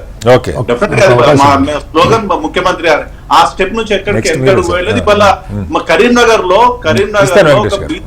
బీఎస్పీ నుంచి పోటీ చేసి ఉన్నటువంటి సాధారణంగా 1000 ఓట్లు కన్నా ఎక్కువ రావు. కానీ ఆయన బీఎస్పీ కాదు సార్, ఆయన కాంగ్రెస్ ఆస్పిరెంట్. సరే లాస్ట్ మినిట్ లో బీఎస్పీ టికెట్ ఊరిపోయే టికెట్ అయినా ఇచ్చే పరిస్థితి మనకు తెలియదు కాదు కదా సార్. ఇప్పుడు అక్కడ బీఆర్ఎస్ పార్టీ ఆ క్యాండిడేట్ కి మద్దతు ఇచ్చింది, మనం మర్చిపోవద్దు. ఓకే, నేను అదే అడుగుతున్నా. ఇప్పుడు పరోక్షంగా ప్రత్యక్షంగా కేసీఆర్ గారు ప్రకటన చేసి కవిత గారు ఎక్కడో మేము హరికృష్ణ గారికి మద్దతు ఇస్తున్నాం అని చెప్పి క్యాంపెయిన్ రాసి 2-3 డేస్ లో క్యాంపెయిన్. కవిత గారే కాదు సార్, చాలా మంది స్థానికంగా ఉన్న నాయకులంతా బీసీ అభ్యర్థికి ఓటేయండి అని చెప్పారు. బీసీ కాస్త బలమైన ఓట్లు తెచ్చుకోగలిగిన బీసీగా హరికృష్ణ గారే కనపడుతున్నారు. డైరెక్ట్ గా ఆయన పేరు చెప్పపోయినా ఆయనకి పడే అవకాశం ఉంది. బీఆర్ఎస్ నాయకులు లోకల్ గా స్టాండ్ అయితే తీసుకున్నారు, అందులో సందేహం లేదు. చాలా మంది ఆంధ్రప్రదేశ్ లో గానీ సార్, ఆంధ్రప్రదేశ్ లో గానీ తెలంగాణలో గానీ ఒక ప్రజల ఒక భావన, విపరీతమైన చైతన్యం ఉంది. ఈ 75 సంవత్సరాల చరిత్రలో ఆంధ్రప్రదేశ్ గానీ తెలంగాణకి ఎందుకు బలహీన వర్గాల నుంచి ఎస్సీ కూడా, నాట్ ఓన్లీ బీసీ, బలహీన వర్గాల నుంచి ఎందుకు ముఖ్యమంత్రి కాలేకపోతున్నాడు? 90% ఎస్సీ ఎస్టీ బీసీలు అనే ఆ స్లోగన్ ప్రజల్లో ఉంది. ఏ రాజకీయ పార్టీ దానికి అనుగుణంగా నిర్ణయాలు తీసుకుంటో డెఫినెట్ గా రాజకీయ పార్టీకి మద్దతు ఉంటది, సపోర్ట్ ఉంటది. సో ఇప్పుడు తెలంగాణలో కొత్త అధ్యక్షుడిని పెట్టబోతున్నారు, ఏం చేయబోతున్నారు అది చెప్పండి. ఇప్పుడు మీరు కేంద్ర మంత్రి, పార్టీ అధ్యక్షులు ఇద్దరు ఒకళ్ళే ఉన్నారు. కిషన్ రెడ్డి గారు మన ఎన్నికలకు ముందు నుంచి ఉన్నారు, వాళ్ళ అదనం బాధ్యతలు చాలా ఉన్నాయి. కిషన్ రెడ్డి గారు తప్పుకొని డెఫినెట్ గా రేపు బీసీ సామాజిక వర్గానికి సంబంధించినటువంటి అధ్యక్షులే కాబోతున్నారు. డెఫినెట్ గా నిర్ణయాలు జరుగుతాయి. ఒక వారం రోజుల్లో డెఫినెట్ గా నిర్ణయం బయట. అంటే దీనిలో కూడా 2 పాయింట్లు ఉన్నాయి సార్. ఇప్పుడు బండి సంజయ్ గారు బీసీ, ఈటెల రాజేంద్ర గారు బీసీ, మళ్ళీ ఒక కేంద్ర సహాయ మంత్రి కూడా బండి సంజయ్ గారిని చేస్తారా, లేకపోతే అంటే సంఖ్యతో కొత్తగా వస్తున్న కొత్త వర్గాలకు అవకాశాలు ఇస్తున్నారు అనుకోవాలా? ఏం చేసినా ఆ పార్టీలో మొదటి నుంచి బలంగా ఇప్పుడు మీలాంటి వాళ్ళు చాలా జెన్యున్ గా పనిచేస్తున్నారు. అవకాశాలు వస్తాయా? పాతుకుపోయిన పాతకాలపు నాయకత్వానికి అవకాశాలు ఇస్తారా అన్నది ఒక పెద్ద క్వశ్చన్ బీజేపీకి సంబంధించి. సో రాజేంద్ర గారికి వచ్చే అవకాశం ఉందా లేదా ఇంకెవరన్నా? నాకు తెలియదు ఎవరు వస్తారో, చర్చ బయట నడుస్తుంది. మా భారతీయ జనతా పార్టీ ఒక డిసిప్లిన్ గా ఉంటారు సార్, డెఫినెట్ గా. అక్కడక్కడ భిన్నమైన అభిప్రాయాలు ఉండొచ్చు కానీ భేదాభిప్రాయాలు అయితే ఉండవు. సో సహజంగా అధిష్టానం ఒక నిర్ణయం తీసుకుంటే దానికి అందరు కట్టుబడి ఉంటారు. ఈటల రాజేంద్ర గారు డెఫినెట్ గా చాలా ఈజ్ ఎలిజిబుల్ ఫర్ దాట్, వాళ్ళు అడుగుతా ఉన్నారు. అట్లనే అరవింద్ గారు కూడా అడుగుతా ఉన్నారు, రఘునందన్ గారు కూడా అడుగుతా ఉన్నారు. చాలా మంది ఆస్పిరెంట్స్ ఉన్నారు, వీఆర్ క్యాపబుల్. సో అల్టిమేట్ గా మా జాతీయ నాయకత్వం తప్పకుండా సముచిత స్థానం, ఇక్కడ ఉన్నటువంటి ప్రజల మనోభావాన్ని గుర్తించి, ఇక్కడ ఉన్న చైతన్యాన్ని గుర్తించి తప్పకుండా సముచిత స్థానం ఇస్తారు. Right sir. శ్రీనివాస్ గారు ఇప్పుడు చెప్పండి. ఇప్పుడు నేను కాదు, ఆయన అంటున్నారు బీఆర్ఎస్ కాంగ్రెస్ కి మద్దతు ఇచ్చింది, బీజేపీకి మద్దతు. ఇప్పుడు నేనేమంటున్నా, సతీష్ అన్న కానీ వాళ్ళు రూలింగ్ లో ఉన్నారు. వాళ్ళు ఇప్పుడు విశ్లేషించుకోవాలి. రూలింగ్ లో ఉండి మనం ఎందుకు ఓడిపోయినాము, ఈ రోజు మనం పెట్టిన పథకాలు ఒక మీటింగ్ లో, Karimnagar meeting, I think Mancherial meeting లో స్పష్టంగా ముఖ్యమంత్రి గారు ఏం చెప్పారంటే, మీకు రైతు బంధు పడితే, మీకు పింఛన్లు వస్తే, మీకు నేను ఇచ్చిన 6 గ్యారెంటీలు అమలు అయితే నాకు ఓట్లు వేయండి, లేకపోతే వేయకండి. ఒకటి. రెండోది ఏమన్నారంటే, ఒకవేళ మీరు ఇలా ఓడగొట్టినా నా ప్రభుత్వానికి అయ్యేది ఏం లేదు, నాకు పోయేది ఏం లేదు, నాకు ఒరిగేది ఏం లేదు అని చెప్పింది. స్పష్టంగా ప్రజలు ఒక తీర్పు ఇచ్చారు. ఒక్క నిమిషం, వాళ్ళు ఇప్పటికైనా ఇంకా 3.5 ఏళ్ళు పరిపాలించాలి, అద్భుతంగా పరిపాలించాలని కోరుకుంటున్నాం. వాళ్ళు ఇప్పటికైనా రివ్యూ చేసుకోవాలి. ఎక్కడ మనం పోయినాము, ఎటు పోయింది మన ఓట్ బ్యాంకు, రూలింగ్ లో వచ్చి ఎమ్మెల్యేలు ఎందుకు పనిచేయలేదు, ఎందుకు ప్రజలు మనల్ని విశ్వసించలేదు అనేది. ఇదొక్కటే కాదు, మన మహబూబ్నగర్ జరిగిన ఎలక్షన్ లో కూడా లోకల్ బాడీ ఎలక్షన్ లో బీఆర్ఎస్ పార్టీ గెలిచింది, నవీన్ రెడ్డి గారు గెలిచారు. రెండో విషయం, ఇక విఠలన్న చెప్తుండు, విఠలన్న అంటే నాకు చాలా గౌరవం. ఆయన చెప్పారు, అన్న ఇప్పుడు ఆఫ్ ద రికార్డ్ ఏమో అన్నారు, అవన్నీ పార్టీ లైన్ ఏందనేది ఆలోచించాలి. రెండో విషయం, ఈరోజు బీసీ పాటలు పాడుతున్నారు కదా మా విఠలన్న, పార్టీ పాట. ఈ రోజు బీసీ మంత్రి లేదండి ఈ దేశంలో, బీసీ ప్రధానమంత్రి అని చెప్తున్నారు కదా. 10 ఏళ్ళు అయింది మీరు ప్రధానమంత్రి అయింది కదా. ఈ రోజు యానిమల్ హస్బెండరీ మినిస్ట్రీ ఉంది. అంతకుముందు ఇది ప్రజలలో పోవాలి అన్న ఒక నిమిషం. ఈ రోజు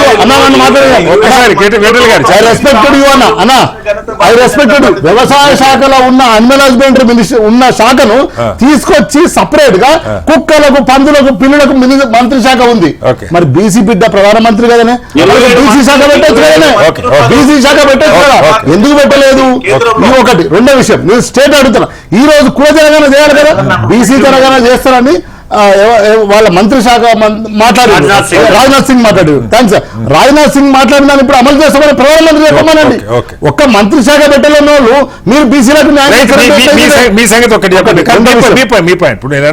తెలంగాణకు వచ్చినాం. ఒక మేము 2 సంవత్సరాలు ఫస్ట్ రాగానే స్పీకర్ అత్యున్నత స్థానంలో మధుసూదన్ చారిని, అక్కడ ఉద్యమకారుడు అన్నతో పాటు తోటి ఉద్యమకారుడు, సీనియర్ ఉద్యమకారుడు స్వామి గౌడ్ నిజం మేము గౌరవించుకుంటున్నాం అన్న. తెలంగాణ ప్రజలు చూస్తారు, కానీ మీరు బీసీలోనే ముసుకేసుకుంటూ వస్తున్నారు చూసినావా. ఫస్ట్ శ్రీనివాస్ గారు ఒకటి చెప్పండి. రెండు ఇప్పుడు బీఆర్ఎస్ పార్టీ, అంతకుముందు టీఆర్ఎస్ పార్టీ చరిత్రలో ప్రస్థానం స్టార్ట్ అయిన తర్వాత 2 సార్లు నాకు తెలిసి పోటీ చేయాల. మొట్టమొదటిసారి జిహెచ్ఎంసీ ఎలక్షన్, ఆ రోజున్న పరిస్థితి రాష్ట్ర విభజన జరగలేదు, జరిగినందుకు ఇబ్బందికరమైన పరిస్థితి, హైదరాబాద్ నగరంలో ఓట్లు వచ్చే పరిస్థితి లేదు. అప్పటికి 10 మంది ఎమ్మెల్యేలు ఉన్నా కూడా పోటీ చేయకుండా వ్యూహాత్మకంగా అది కరెక్ట్ డెసిషన్, మన బలం గుప్పిటి మూసి ఉంచాలని. వేరే ఇప్పుడు ఆ పరిస్థితి కాదు. తెలంగాణలో 10 ఏళ్ళు మీరు పోటీ చేశారు, మీరు పదవి నుంచి దిగిపోయి సంవత్సరంన్నర అయింది. అవును, తెలంగాణలో ఉద్యమ పార్టీ, మేధావులు, సకల జనులు మీతో ఉన్నారు అనుకున్న పార్టీ, సరే అసెంబ్లీలో ఏదో గాబరయ్యారా, కేసీఆర్ గారు ఆగమై ఓట్లేశారని చెప్తే ఆగమై ఓట్లేశారు అనుకుంటే, పోటీ చేయలేదు, ఇంత వ్యూహాత్మకంగా ఉన్న పార్టీ పోటీ చేయలేదంటే ఖచ్చితంగా గెలుపుకు మనం దగ్గరలో లేవని అర్థమైన ప్రజలు అనుకుంటే తప్పే ఉంది. అట్లాంటి ఛాన్సే లేదు. ఎందుకు అంటే ఈ రోజు 6 అమలు గాని 6 గ్యారంటీలు ఇచ్చి అధికారంలోకి వచ్చారు కదా, అద్భుతంగా 100 రోజులలో మేము సంతకాలు చేస్తాం, పటా 2 లక్షలు 3 లక్షలుగా అన్న వచ్చిందే చెప్పారు కదా. అదేంటో ఇప్పుడు గ్రాడ్యుయేట్ చెప్పారు కదా. ఇప్పుడు సార్ ఇప్పుడు అంటే నేను ఏమంటున్నా, ఇది ఎలక్షన్ గా చూడొద్దు, ప్రజల తీర్పుగా చూడాలి. మనం కాస్త లోతుగా పోవాలి. పాలిటిక్స్ మీరు లోతుగా అడిగారు కాబట్టి లోతుగా పోతాం. ఈ రోజు స్పష్టంగా అధికార పక్షము మా దగ్గర నుంచి అధికారం ఎవరికి ఇచ్చిండ్రు? కాంగ్రెస్ కి ఇచ్చిండ్రు. కాంగ్రెస్ కి ఇస్తే కాంగ్రెస్ ఏం చేయలేదని తేలిపోయింది కదా స్పష్టంగా. ఇప్పుడు ఈ గ్రాడ్యుయేట్ ఎలక్షన్లలో వీళ్ళు గెలిచి ఏమో ప్రపంచాన్ని సాధించేది ఏం లేదు. కానీ మాకంటూ ఒక ఎత్తుగడ ఉంటది. మా అధినాయకుడు ఎప్పుడు కూడా వ్యూహాత్మకంగా చేసింది కాబట్టి ఈ రోజు 69లో కానీ ఇప్పుడు కానీ తెలంగాణ ఎట్లా సాధించిన ఉత్తమేనా సార్? ఎంత బలమైన ఎనిమిది సార్ అయినా ఎదుర్కొన్నాం కదా సార్. పట్టుమని 10 మంది లేరన్నారు కదా, అయిపోయిందన్నారు. కలిపిండి పార్టీలు అన్నారు, కాంగ్రెస్ లో మునిగిపోయిందన్నారు, అన్నారు కదా సార్, మనం విన్నాం కదా. ఏమైంది సార్?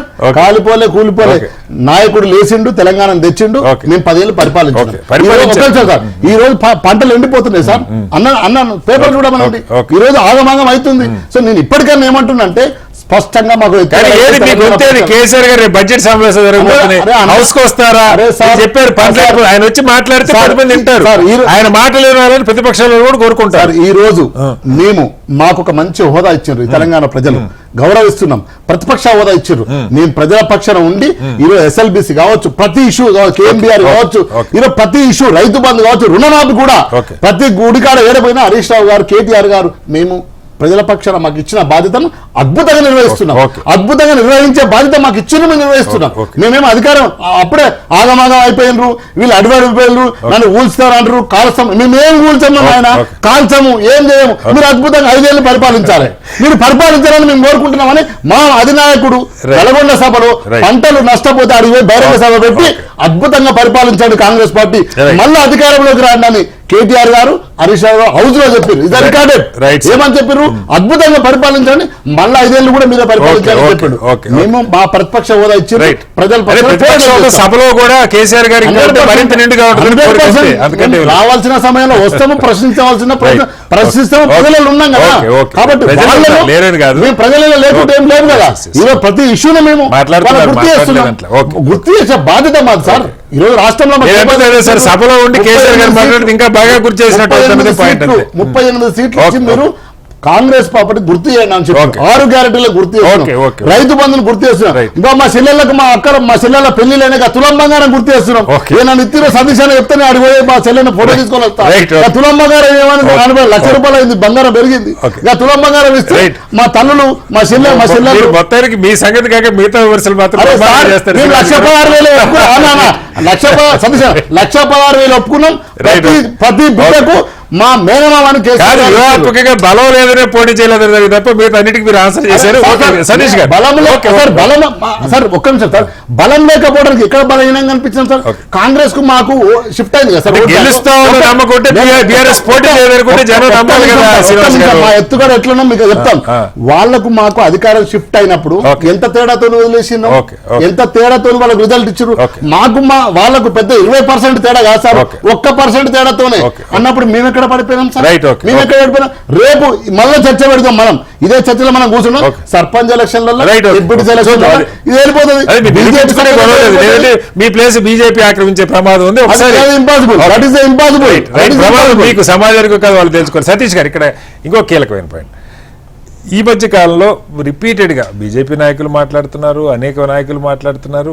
వాస్తవంగా ప్రజల్లో అయితే కాంగ్రెస్ గతంలో ఉన్న పరిస్థితి లేదు, కొట్లాట్లు ఒకళ్ళ మీద ఒకళ్ళు వ్యతిరేకంగా స్టేట్మెంట్లు లేవని అయితే అనుకుంటా ఉన్నమాట. ఇప్పుడు కోమటిరెడ్డి గారు కానీ, జగ్గారెడ్డి గారు కానీ, ఉత్తమ్ గారు కానీ, శ్రీధర్ బాబు గారు అందరూ క్యాబినెట్ కానీ బయట ఉన్న వాళ్ళు కూడా ఒక సమిష్టిగానే వెళ్తున్నట్టుగా కనపడుతుంది బయటికి. కానీ బయట చర్చలు ముఖ్యమంత్రిని మార్చేస్తారు, ఇంకో సంవత్సరంలో మార్చేస్తారు, 6 నెలల్లో మార్చేస్తారు. ఈ గొడవ ఎందుకు నడుస్తూ ఉంది? సమిష్టిగా పనిచేయటంలో ఇప్పుడు బీజేపీ మనకి మీకు నచ్చొచ్చు నచ్చకపోవచ్చు, ఎవరికి నచ్చొచ్చు నచ్చకపోవచ్చు, కన్సిస్టెంట్గా దేశంలో అన్ని చోట్ల పెరుగుతుంది. ఇప్పుడు అధికారం నుంచి మీ దగ్గర నుంచి ఉన్న గ్రాడ్యుయేట్ కాన్స్టిట్యూన్సీ సీట్ కూడా గుంజుకున్న పరిస్థితి. నేనేమన్నానంటే దీనికి బలంగా సమీక్ష, ఇప్పుడు మీనాక్షి నటరాజన్ గారు వచ్చేది రివ్యూ చేస్తూ ఉన్నారు. ఈ రివ్యూలు ఇంప్లిమెంటేషన్ అవుతాయా, పార్టీలో ఏకవాయిస్ వినపడుతుందా, ప్రతిపక్షాల నుంచి వస్తున్నటువంటి కౌంటర్ని సమర్థంగా తిప్పికొట్టగలుగుతారా, లేదంటే ఏదో ఒట్టిగా వచ్చింది బీఆర్ఎస్ మీద వ్యతిరేకత, లేదా కర్ణాటక ఊపులోనూ వచ్చింది తప్పితే వీళ్ళకి సొంతంగా బలం లేదని అనుకునే అవకాశం కల్పిస్తారా? అలాంటి దానికి అవకాశం లేదని మీరే చెప్పారు. నేను ఎందుకు చెప్తున్నానంటే ప్లీజ్, సమిష్టిగా కేబినెట్ లో ఉన్నటువంటి పిసిసిగా పనిచేసినటువంటి 2 పర్యాలు ఉత్తమ్ కుమార్ రెడ్డి గారు కానీ, సీనియర్ మంత్రిగా ఉన్నటువంటి శ్రీధర్ బాబు గారు కానీ, సీనియర్ కాంగ్రెస్ వాది అయినటువంటి జగ్గారెడ్డి గారు కానీ, మిగతా సీనియర్ నాయకులందరూ కూడా పార్టీ లైన్ లో అందరు నడుస్తూ ఉన్నారు. ప్రజాప్రభుత్వాన్ని సమర్థిస్తూ ప్రభుత్వాన్ని ముందు తీసుకెళ్తున్నారని చెప్పి చాలా స్పష్టంగా అంటే, ఎవరైతే తెలంగాణ రాష్ట్రంలో దురదృష్టం తన దీపాన్ని ఆర్పేసుకుంటూ ఒక జాతీయ పార్టీ దీపాన్ని వెలిగించడానికి ప్రయత్నం చేసినటువంటి బీఆర్ఎస్ పార్టీ పేడ్ ఆర్టిస్టులుగా ఉన్నటువంటి ఏవైతే సోషల్ మీడియాలు ఉన్నాయో వాటి ద్వారా లేనిపోని అబద్ధాన్ని 100 సార్లు చెప్తే నిజమైందని భ్రమలు కల్పించి భ్రమల్లో ఉన్నటువంటి వాళ్ళు దాన్ని మార్చేస్తారు, ముఖ్యమంత్రి గారిని మార్చేస్తారు, ఇంకోరిని ముఖ్యమంత్రి చేస్తారు అని వాళ్ళు పగటి కళ్ళు గంట ఉన్నారో ఆ కళ్ళుగానే ఉండిపోతాయని మనం అందరం వాస్తవాన్ని గ్రహించాలని చెప్పి కూడా కాంగ్రెస్ పార్టీ పక్షాన అప్పీల్ చేస్తా ఉన్నాం యావత్ తెలంగాణ సమాజానికి. బీఆర్ఎస్ పార్టీ ఏదైతే అంటా ఉందో ఇందాక శ్రీనివాస్ గారు, మేము ఖచ్చితంగా 5 సంవత్సరాలు ఉంటాం, మీరు అవునన్నా కాదన్నా, దాంతోపాటు మీరు ఏదైతే కోరుకుంటున్నారని చెప్తున్నారు చూడండి, నెక్స్ట్ 5 years కూడా మేము రావాలని చెప్పి ఖచ్చితంగా వస్తాం, అందులో ఎలాంటి అనుమానం లేదు. దాంతో పాటు మా విటలని చెప్తా ఉన్నాడు, సోషల్ ఇంజనీరింగ్ గురించి మాట్లాడడం భారతీయ జనతా పార్టీ అంటే చాలా విడ్డూరం. ఎందుకు విడ్డూరం అంటే, తెలంగాణ రాష్ట్రంలో భారతీయ జనతా పార్టీకి ఉన్నటువంటి అధ్యక్ష పదవి కానీ, ఎల్పీ లీడర్ కానీ, మిగతా మంత్రి పదవులు కానీ ఎవరికైనా ఎస్సీలకు కానీ బీసీలకు కానీ ఇచ్చారా? మా దగ్గర జాతీయ అధ్యక్షునికి ఎస్సీ వ్యక్తికి ఇచ్చాం, రాష్ట్ర అధ్యక్షుడు బీసీ నేతకి ఇచ్చాం, దాంతో పాటుగా కేబినెట్ లో స్పీకర్ లో ఎస్సీని చేశాం. మరి అవన్నీ మర్చి మా ప్రధానమంత్రి బీసీ అని చెప్తా ఉన్నారు. దేశంలో ఉన్నటువంటి కనీసం 10 సంవత్సరాలకు చేయవలసినటువంటి సెన్సస్ కూడా చేయకుండా కులగన్న దేవుడు మీరు చెప్పినటువంటి మాటలు మీరే మర్చిపోయారు. జనగణన కూడా లేకపోవడం అంటే ఇది యావత్ దేశ సమాజాన్ని మోసం చేసినట్టా కాదా? వారు సమాధానం చెప్పాలి. అది మర్చిపోయి మాట్లాడితే మనమేం చేయలేం. సో ఎప్పటికైనా కాంగ్రెస్ పార్టీ ఖచ్చితంగా ఇచ్చినటువంటి హామీలను ఒక్కటొక్కటిగా, ఎందుకు అనంటే తెలంగాణ రాష్ట్రంలో ఆర్థిక వ్యవస్థను చిన్నాభిన్నం చేసినటువంటి బీఆర్ఎస్ పార్టీ ఏ విధంగా దాన్ని నిలదొక్కుని ధనాన్ని పెంచాలి, ప్రజలకు పంచాలనే ఉద్దేశంతో ప్రజాప్రభుత్వం పనిచేస్తా ఉంది. మేము ఇచ్చినటువంటి హామీల సంక్షేమ పథకాలతో పాటు అభివృద్ధి పథంలో కూడా నడపడానికి మా రేవంత్ రెడ్డి గారి ఆధ్వర్యంలో ఉన్నటువంటి కేబినెట్ మంత్రి వర్గం, ఉప ముఖ్యమంత్రి గారి ఆధ్వర్యంలో ఫైనాన్స్ శాఖను బలోపేతం చేయడానికి, అన్ని రకాలుగా అభివృద్ధి చేయడానికి శాయశక్తుల ప్రయత్నం చేస్తా ఉన్నాం. కానీ దురదృష్టం ఏంటంటే అబద్ధాన్ని నిజం చేయడానికి శాయశక్తుల ప్రయత్నం చేస్తా ఉన్నారు. చేసిన కామెంట్ ఏంటంటే, ముఖ్యమంత్రి గారు మాట్లాడిందే నెగిటివ్ వెళ్ళింది ప్రజల్లోకి, మీరు వేసిన ఆగిపోయినా పెద్ద ఫరక్ పడదు, పదకాలు అందని అనుకుంటే అప్పీల్ సరిగ్గా చేయలేదు. ముఖ్యమంత్రి గారి మీటింగ్ లో కరీంనగర్ లో నేను ఉన్నాను. శ్రీనివాస్ గారు మాట్లాడేటప్పుడు మాట్లాడదు, సైలెంట్ గా ప్లీజ్. ముఖ్యమంత్రి గారు మాట్లాడింది ఏంది, మేము రైతు బంధు వేశాం, 3 ఎకరాల వరకు రైతు బంధు వేశాం, మీరు చెక్ చేసుకోండి.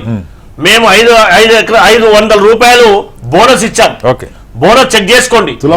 దాంతో ఇనయ్య వీళ్ళు 5 ఏళ్ల వరకు 10 ఏళ్ల వరకు ఎన్ని పంగనామాలు పెట్టి తెలంగాణ సమాజాన్ని విచ్ఛిన్నం చేసి ఎంత విధ్వంసం చేసిండ్రో, వాళ్ళకు ఉన్నటువంటి ఆస్తులన్నీ కల్వకుంట్ల కుటుంబం సంపాదించుకున్న సమాధానం చెప్పకుండా మాట్లాడుతున్నారు.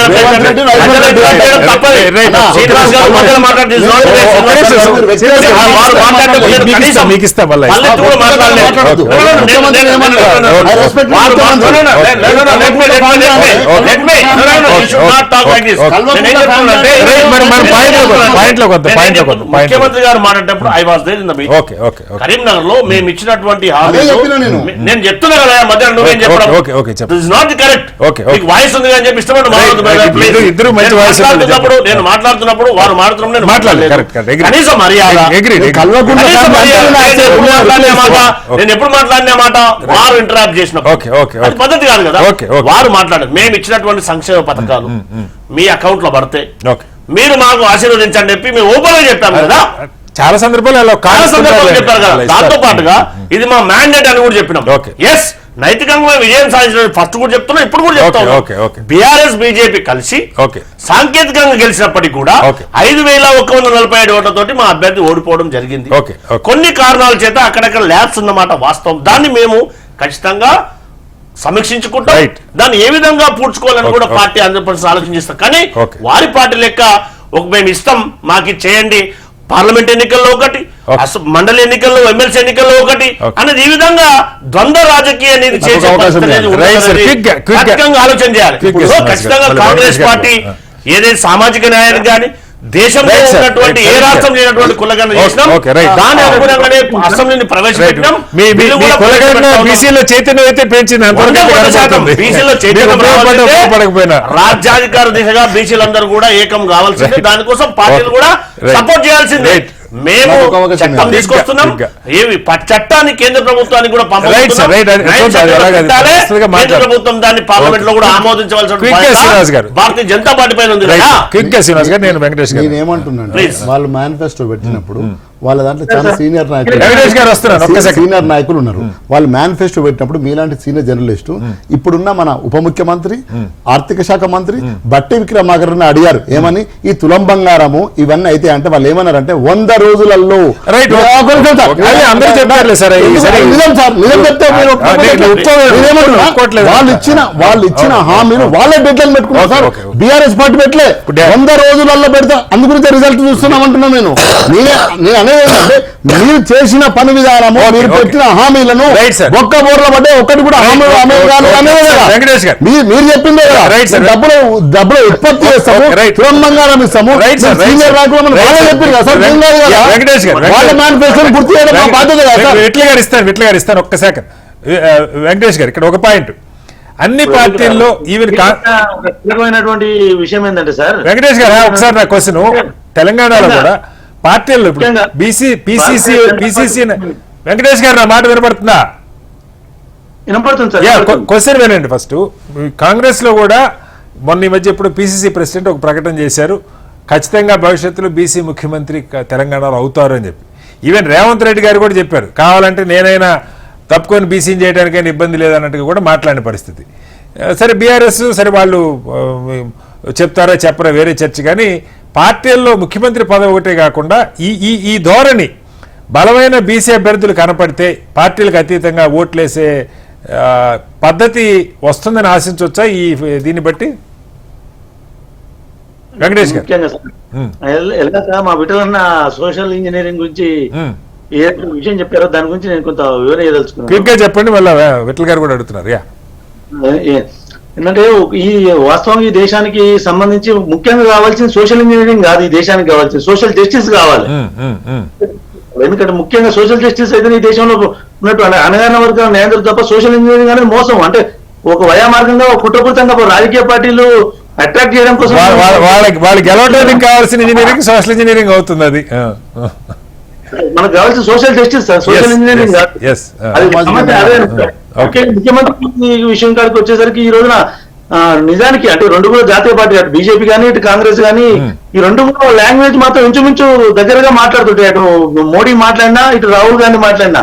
అయితే విచిత్రం అంటే మన మోడీ గారేమో సోషల్ ఇంజనీరింగ్ మాట్లాడుతున్నాడు, కానీ రాహుల్ గాంధీ మాత్రం సోషల్ జస్టిస్ మీద మాట్లాడుతున్నాడు. అది కొంచెం అట్రాక్టివ్ అంశంగా ఉన్నది. ఇది మాత్రం పాజిటివ్. కాంగ్రెస్ కి ఎంత ప్రతికూలమైన పరిస్థితులలో కూడా కొంత అనుకూలమైన వాతావరణం ఈ దేశంలో ఏర్పడుతుంటే కేవలం రాహుల్ ఐడియాలజీ మాత్రమే. రాహుల్ ఐడియాలజీ నమ్ముతున్నారు ప్రజలు. సోషల్ జస్టిస్ మీద చర్చ జరుగుతుంది, ఇంకా విస్తృత స్థాయి చర్చ జరగాలి. ముఖ్యమంత్రి తెలంగాణలో బీసీ అవుతాడా కాదా అనేది అది కానీ ఇక్కడ తెలంగాణలో కొలగన్న ఒక చర్చ జరిగింది. సరే దానిలో తప్పులు ఉండొచ్చు, వాళ్ళు టైం ఎక్స్టెండ్ చేశారు. ఇంకా విట్ల గారు ఇస్తాను సార్. ఇది గతంలో ఇప్పుడు తెలంగాణ ఉద్యమం అప్పుడు కూడా తెలంగాణ నినాదం బీఆర్ఎస్ ఎత్తుకున్నప్పుడు కూడా మద్దతు వెంటనే రాలా. ఆ వాతావరణం వచ్చినప్పుడే దాని వైపు ప్రజలు మొగ్గారు. డిపాజిట్లు కోల్పోయిన సందర్భాలు ఉన్నాయి హైదరాబాద్ సిటీలో పోటీ చేస్తే. ఎందుకంటే తెలంగాణ వాదులు తెలంగాణ ప్రజలు లేక కాదు, కానీ దీనికి ఇంకా టైం రాలేదని. అలాగే బీసీల వాదం మీలాంటి వాళ్ళు చాలా మంది మేధావులు ఎన్నో సంవత్సరాల నుంచి మాట్లాడుతున్నా దానివైపు ఎప్పుడు మొగ్గల ప్రజలు. ఎందుకంటే బీసీలకి అవకాశాలు ఇప్పుడు వస్తాయి ఎక్కడ వస్తాయి అన్న కోణంలో. కానీ ఇక్కడ ఈ ఎమ్మెల్సీ ఎలక్షన్లో గ్రాడ్యుయేట్స్ ఇంత పెద్ద ఎత్తున ఓట్లు వేయటం పార్టీలకు ఏమన్నా రేపొద్దున బీసీలకు అవకాశాలు ఇవ్వకపోతే ఎవరిస్తే వాళ్ళకి ఓట్లేస్తారన్న స్పృహ పెరుగుతుందా? వాస్తవంగా బీసీ వాదం అనేది మన ఎన్నికల్లో గెలిచింది. అభ్యర్థి ఓడిపోవచ్చు టెక్నికల్ గా, కానీ బీసీ వాదం మాత్రం బలపడ్డది. బీసీ వాదం గెలిచింది. మొన్న జరిగిన ఎన్నికల్లో ఖచ్చితంగా బీసీ వాదం గెలుపుగానే నేనైతే చూస్తాను. ఎక్కడ తెలంగాణ అసెంబ్లీ ఎన్నికల్లో, మొన్న శాసన మండలి ఎన్నికల్లో, శాసన మండలి ఎన్నికల్లో మీరు చెప్పేది. ఓకే, విట్ల గారు మీరే చెప్పబోతున్నారు, చెప్పండి. నేను ఏమంటా సార్, మా వెంకటేష్ అని చెప్పింది సోషల్ ఇంజనీరింగ్ దాన్ని సోషల్ జస్టిస్ సాధ్యమవుతుంది. ఇప్పుడు ఆ మాటకు వస్తే కాంగ్రెస్ పార్టీ డెఫినెట్ గా రాహుల్ గాంధీ ఫార్ములా రాష్ట్రంలో అమలైతే అత్యంత సంతోషించే వాళ్ళు నేను కూడా ఒకరిని. ఇప్పుడు 12 మంది ఎమ్మెల్యేలు, 15 మంది క్యాబినెట్ లో ఇవాళ క్యాబినెట్ మీటింగ్ జరుగుతుంది. 2 మాత్రమే బీసీలు. ఇప్పుడు రేవంత్ రెడ్డి ముఖ్యమంత్రి అయ్యారు. ఓకే, ఇప్పుడు నెక్స్ట్ ముఖ్యమంత్రి ఇప్పుడు ఎస్సీ ముఖ్యమంత్రినో బీసీ ముఖ్యమంత్రి అని ప్రకటించే ధైర్యం కాంగ్రెస్ పార్టీకి ఉందా? ఉండదు.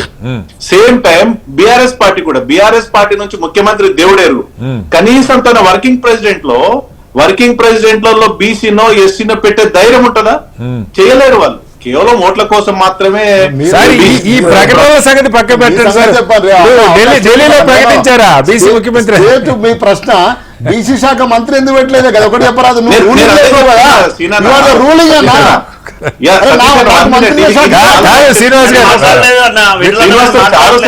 చర్చించుకున్నాము. విఠల్ గారు ఇక్కడ ఇప్పుడు ఇందాక వెంకటేష్ గారు చెప్పారు, తెలంగాణలో తెలుగుదేశం 2014 ఎలక్షన్ లో బీసీ ముఖ్యమంత్రి అని ప్రకటించింది. తెలంగాణ ఏర్పడ్డాక ఇక్కడ ఏమీ లేదు అన్నది అర్థమై, ఇది అందరికీ తెలిసిన విషయమే. ఇప్పుడు పార్టీలు బీజేపీ ప్రకటించిందంటే బీజేపీ గెలిచే రాష్ట్రాల్లో ప్రకటించారు ఎక్కడన్నా. ఈ మధ్యకాలంలో ఎక్కడ మీరు ముఖ్యమంత్రి అభ్యర్థి ప్రకటించారు, బీసీ సంగతి పక్కన పెట్టండి. సో ఇవన్నీ రాజకీయ వ్యూహాలు సార్. సార్ ఇప్పుడు మేము ఒకసారి ప్రకటించినామంటే దానికి వెనుకడుగు వేసే ప్రశ్నే ఉండదు. రాజకీయ పార్టీ భారతీయ జనతా పార్టీ ఒక సిద్ధాంతం ప్రకారం ప్రకటించింది. రేపు భవిష్యత్తులో ఎన్నికలు అదే నినాదం అవుతుంది, చేస్తారు కూడా భారతీయ జనతా పార్టీ. డెఫినెట్ గా దానికి ఆ మాట కట్టుబడి ఉంటది. నేనేమన్నంటే బీసీ ముఖ్యమంత్రి కేంద్రంలో అని అడుగుతా ఉన్నారు. 27 శాఖలని బీసీలకు ఇచ్చిన గంట మోడీ గారు. నా శాఖకు నాకు పెట్టాలి కదనే, ఒక్క నిమిషం పెట్టాలి కదా, న్యాయం కదా. తెలుసు, నేషనల్ బీసీ కార్పొరేషన్ కి రాజ్యాంగ హోదా కల్పించింది కేంద్రం, అంటే మోడీ గారి నాయకత్వం. కేంద్రంలో సోషల్ జస్టిస్ శాఖ ఉంది, అది మర్చిపోయారు. సోషల్ జస్టిస్ ఉన్నది, బీసీ జస్టిస్ లేదు. ఈ దేశంలో బీసీ జస్టిస్ లేదు. వాళ్ళకి రాజ్యాంగం ప్రకారం వచ్చిన హక్కులు ఉన్నాయి వాళ్ళలో ఉంది. సామాజిక న్యాయ శాఖ అనే కేంద్రంలో ఉంది, ఒక శాఖ ఉంది, దాని కింద అన్ని శాఖలు వస్తాయి. డెఫినెట్ గా బీసీ శాఖ కావాలి. ప్రధానమంత్రి బీసీ ఉన్నప్పుడు అది చిన్న పని. పెట్టగానే అన్మేనేజ్మెంట్ పెట్టింది కదా, గిదేమవుతుంది ఒకటి పెట్టేవారు బీసీ సామాజిక న్యాయ శాఖను పెట్టినోడు బీసీ శాఖ. విఠల్ గారు తెలంగాణలో ప్రధానమంత్రి విఠల్ గారు ఒకటి బీజేపీ వ్యూహాలు కూడా చేయొచ్చు. పెద్ద పంచాయతీ ఒకసారి విఠల్ గారు ఇక్కడ సరే మీరు సెన్సస్ ఏం చేస్తారు, మళ్ళీ ఇంకో రోజు దాన్ని ఎన్నిసార్లు అయినా పెట్టుకుందాం చర్చ. మీరు అసలు కొరగన్న లేదు, జనగణన లేదు, అది ఎప్పుడు పెడతారా ఏంటన్నది తేలాలి, చూద్దాం. కానీ ఇప్పుడు బీజేపీకి సంబంధించి సార్, ఇప్పుడు ఢిల్లీ మీరు ఎవరు ఊహించని వాళ్ళని నాయకత్వ బాధ్యతలు పెట్టాలి. ఈ మధ్య కాలంలో చాలా అత్యుత్తమంగా పనిచేస్తున్నారు. ఢిల్లీలో కూడా ముఖ్యమంత్రి అభ్యర్థి 3-4 అనుకుంటే ఎవరు కంప్లీట్లీ అన్ఎక్స్పెక్టెడ్ మహిళలు తీసుకొచ్చి పెట్టారు. తెలంగాణలో ఇప్పుడు మీరు ఇందాక 4-5 పేర్లు చెప్పారు, బీసీ కానీ లేదా జనరల్ గా కానీ అవకాశాలు ఉన్నోళ్ళు. ఇలా జరిగే అవకాశం ఉందా? లేదు, ఎవరు ఊహించని బీసీలకు ఇస్తే ఒక రకం, లేదు అసలు ఎవరు ఊహించకుండా కొత్తగా ఎవరినో తెచ్చి పెడతారా? ఎందుకంటే ప్రకటన లక్ష్మణ్ గారి నోటి నుంచి వచ్చింది కాబట్టి వారంలో జరుగుతుందేమన్న హోప్ ఉంది. జాతీయ స్థాయిలో కూడా మార్పు జరుగుతుందని అంటా ఉన్నారు. ఏం చెప్తారు సార్? ముఖ్యమంత్రి గారు అనేది డెఫినెట్ గా అన్ని వర్గాలకు సముచిత న్యాయం చేయాలన్న సర్ప్రైజెస్ కేంద్రంలో మన అనేక రాష్ట్రాల్లో చూసినాం. మన ఢిల్లీలో కావచ్చు, హర్యానాలో కావచ్చు, మధ్యప్రదేశ్. సో ఇక్కడ అధికారి అంటే ఇప్పుడు రాష్ట్ర అధ్యక్షుడు అనేప్పుడు అందరినీ కలుపుకొని పోయి ఒక సమిష్టి నిర్ణయంగా సమిష్టి నాయకత్వంగా పనిచేయాల్సిన వ్యక్తిని చూడాల్సి వస్తుంది. ఇక్కడ ముఖ్యమంత్రి పోస్ట్ కాదు కదా సార్. ఇప్పుడు అందరినీ కలుపుకొని పోయి రేపు ఎన్నికల్లో గెలిచి రాష్ట్ర ప్రభుత్వాన్ని ఏర్పాటు చేసుకునే దిశగా అందరికీ అందుబాటులో ఉండే వ్యక్తి, అందరికి కావాల్సిన వ్యక్తిని అధ్యక్షుని పెడతారు. డెఫినెట్ గా అందరూ ఆమోదయోగ్యంగా ఉంటుంది. 100% అది జరుగుతుంది సార్. ఓకే, వెంకటేష్ గారు మీరే చెప్పబోతున్నారు. అదే సార్, నేను ముఖ్యంగా చెప్పాల్సింది అంటే ఇప్పుడు ఈ సోషల్ ఇంజనీరింగ్ అనే దాంట్లోనే కుట్ర సాగింది. మాకు కావాల్సి సోషల్ జస్టిస్ కావాలి. దేశంలో. నిజానికి బీజేపీ పార్టీ కనుక సామాజిక వర్గాల మీద ఈ దేశంలో అనగానే ప్రజల మీద అంటే చర్చ ఏంటంటే సార్, సోషల్ ఇంజనీరింగ్ అంటే వెంకటేష్ గారు కదా మీరు వెంకటేష్ అన్న ఒక ట్రైబల్ ని మహిళను రాష్ట్రపతి ఏముంటది? ఒక బీసీ ప్రధానమంత్రి, ఒక రాష్ట్రపతి ఎస్పీ, రాష్ట్రపతి విఠల్ గారు ఇక్కడ వెంకటేష్ గారు అడుగుతున్నది ఏంటంటే సోషల్ ఇంజనీరింగ్ అంటే ఒక బీసీ ప్రధాని లేకపోతే ఒక బీసీ ఒక ఎస్టీ రాష్ట్రపతి అని, సోషల్ జస్టిస్ అంటే బీసీలకి చట్టసభలో రిజర్వేషన్ లో ఇది సోషల్ జస్టిస్. ఈ రెండేవి కాకుండా మొదటి చేస్తున్నారు. రాష్ట్రపతి ఊర్లో కరెంట్ లేదు సార్, ఆ రాష్ట్రపతి ఊర్లో కరెంట్ లేదు. 75 స్వతంత్ర పోరాటంలో 75 సంవత్సరాల స్వతంత్ర పోరాటంలో పరిపాలనలో ఏ రాష్ట్రపతి అయిందో ఆ తల్లి ఊర్లో కరెంటు లేదు. అది మన గొప్పతనం, దేశం గొప్పతనం. కరెంటు నీ ఇంట్లో కూడా పోయింది, నా ఇంట్లో కూడా పోతుంది ఇప్పుడు కరెంట్.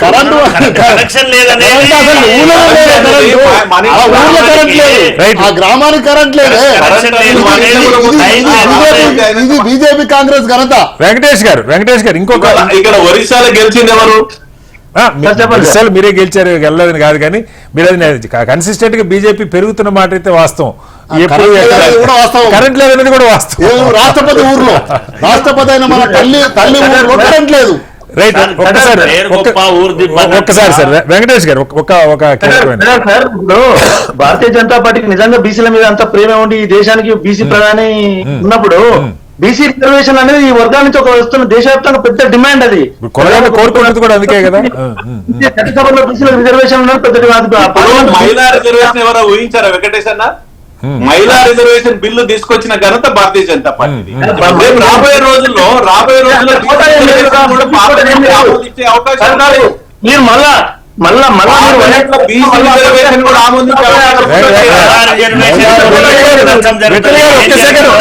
విఠల్ గారు మిగతా వాళ్ళు మాట్లాడి కొంచెం మీరు కూడా ఇంటర్వ్యూ అవుతున్నారు. వెంకటేష్ గారు వెంకటేష్ అన్న చెప్పే లాజిక్ అని చెప్తా.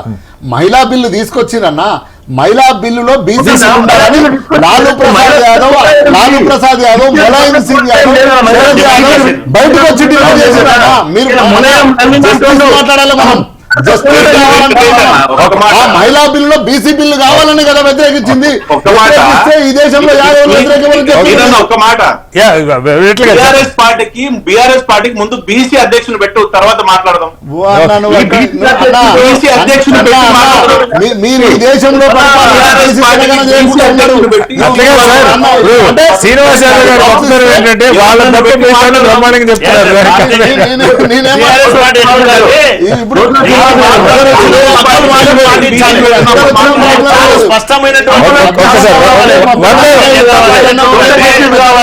తీసుకుందాం సార్,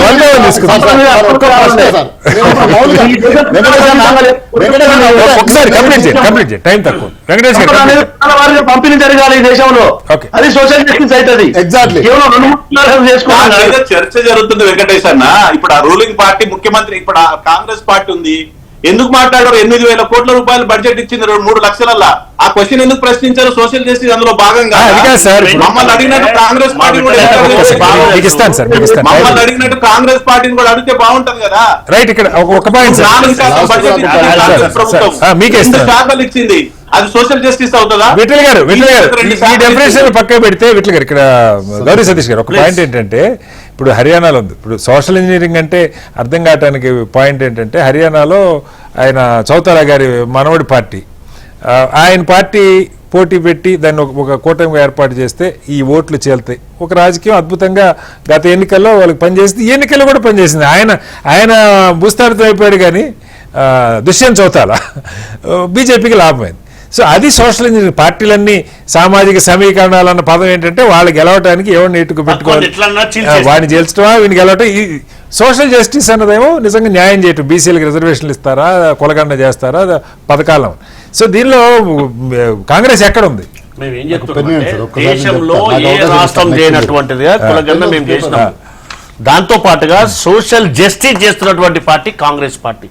ఎందుకంటే మా ఏఐసిసి ప్రెసిడెంట్ ఒక ఎస్సీ, మా రాష్ట్ర మా పిసిసి అధ్యక్షులు ఒక బీసీ, ఓకే. ఒక ఓసీ ముఖ్యమంత్రి అయినప్పటికీ కూడా తెలంగాణ రాష్ట్రంలో కులగణన చేసినటువంటి ఘనత ఓకే. మా ప్రజా ప్రభుత్వాన్ని కాంగ్రెస్ పార్టీది. ఓకే. తెలంగాణ రాష్ట్రంలో దేశంలో ఉన్నటువంటి ఏ రాష్ట్రం కూడా సామాజిక మార్పు కోసం అసెంబ్లీని ప్రవేశపెట్టి బిల్లు ప్రవేశపెట్టినటువంటి రాష్ట్రం ఏదైనా ఉందంటే ఓన్లీ తెలంగాణ రాష్ట్రం ఓకే, మాత్రమే. Okay, okay, right. అది భారతీయ జనతా పార్టీ ఏదైనా రాష్ట్రంలో చేసింది అంటే ఓకే. ఒక్కసారి సమాధానం ఓకే, చెప్పమని ఓకే. అది చెప్పకుండా వీళ్ళు ఏదైతే ఆగస్టు 19, 2014 చేసి సమగ్ర కుటుంబ సర్వే పేరుతో ఓకే, మరి. చేసి కుటుంబం వాళ్ళ సమగ్ర కుటుంబ సర్వేను ఎక్కడైతే మీరు సోషల్ జస్టిస్ కట్టుబడి ఉన్నారు. 100% ఇక్కడ వేరే బీసీ గెలుచుండే వాళ్ళు ముందే మన పాయింట్ కొంత మూలం కొంత నేనేం చెప్తున్నా అంటే ఎస్ ఎక్కడైతే హరికృష్ణ గెలిచుంటే గ్యారెంటీ గెలిచుండే వాళ్ళు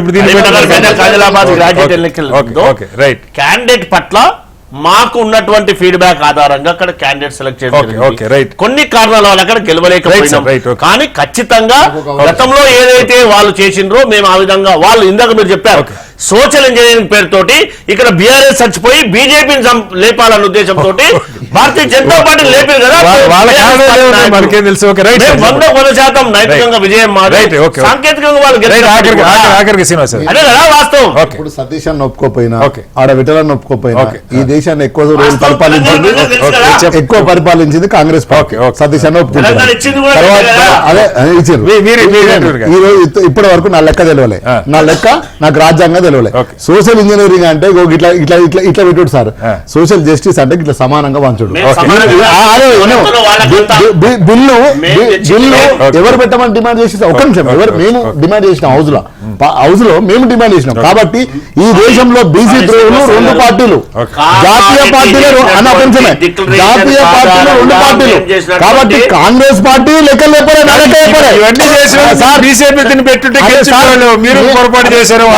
పార్టీల పుట్టుకతోనే ఇదే ఒకసారి ప్రాంతీయ పార్టీల పుట్టుకతోనే ఈ దేశంలో బీసీలకు అవకాశాలు వచ్చినాయి. మీరు ఈ దేశంలో ఏ రాజకీయ పార్టీని ప్రాంతీయ పార్టీ చూడండి, అది డిఎంకే చూడండి, ఎస్పీ చూడండి, కనీసం ఇప్పుడు అధికారులు లేరు. ఇప్పుడన్నా పార్టీ 100% ఇస్తాం. సతీశాన ఈ దేశంలో విటలను ఒప్పుకోవాలి, ఈడ సతీశాన్ని ఒప్పుకోవాలి, వెంకటను ఒప్పుకోవాలి. ప్రాంతీయ పార్టీలతో మాత్రమే బీసీలకు న్యాయం జరిగింది తప్ప జాతీయ పార్టీలతో న్యాయం జరగలేదు. అనివార్యంగా అన్ననాడు ఉండాలి కాబట్టి ఉంటారు వాళ్ళు బలపడి చెప్తారు. ప్రెసిడెంట్ సంగతి దేవుడు అరే మీరు 60 ఏళ్ళు పరిపాలించారు, 60 ఏళ్ళు పరిపాలించారు, 60% ఇస్తారు, 60 ఏళ్ళు పరిపాలించారు, 60 ఏళ్ళు పరిపాలించారు.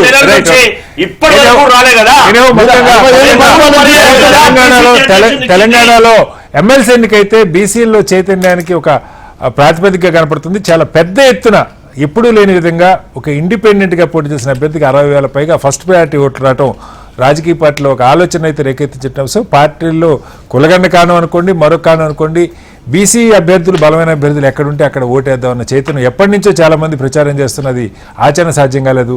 ఈ ఎమ్మెల్సీ ఎన్నిక దానికి తలుపులు తెరిచిందన్న చర్చ నడుస్తుంది. అలాగే పార్టీలు కూడా అధికారంలో ఉన్న పార్టీ ఎందుకు కోల్పోయింది, ప్రధాన ప్రతిపక్షం ఎందుకు పోటీ చేయలేకపోయింది, ఆల్టర్నేటివ్గా మరొకరిని ప్రత్యామ్నాయం అయ్యే అవకాశాన్ని ఎందుకు కల్పిస్తుంది, ఎందుకు ఆ వాతావరణం వస్తుందన్నది వాళ్ళు ఆలోచించుకోవాలి. అలాగే ఒక సీటుతోటే ప్రత్యామ్నాయం అవుతామో లేదా భారతీయ జనతా పార్టీ కూడా ఆలోచించుకోవాల్సిన పరిస్థితి. చర్చలో పాల్గొన్న విట్ల గారికి, శ్రీనివాస్ యాదవ్ గారికి, గౌరీ సతీష్ గారికి, వెంకటేష్ గారికి ప్రత్యేక ధన్యవాదాలు. ఇది వాళ్ళ బిగ్ డిబేట్. రేపు మరోస్తే మళ్ళీ కలుద్దాం. అందరికీ నమస్కారం. సెలవు.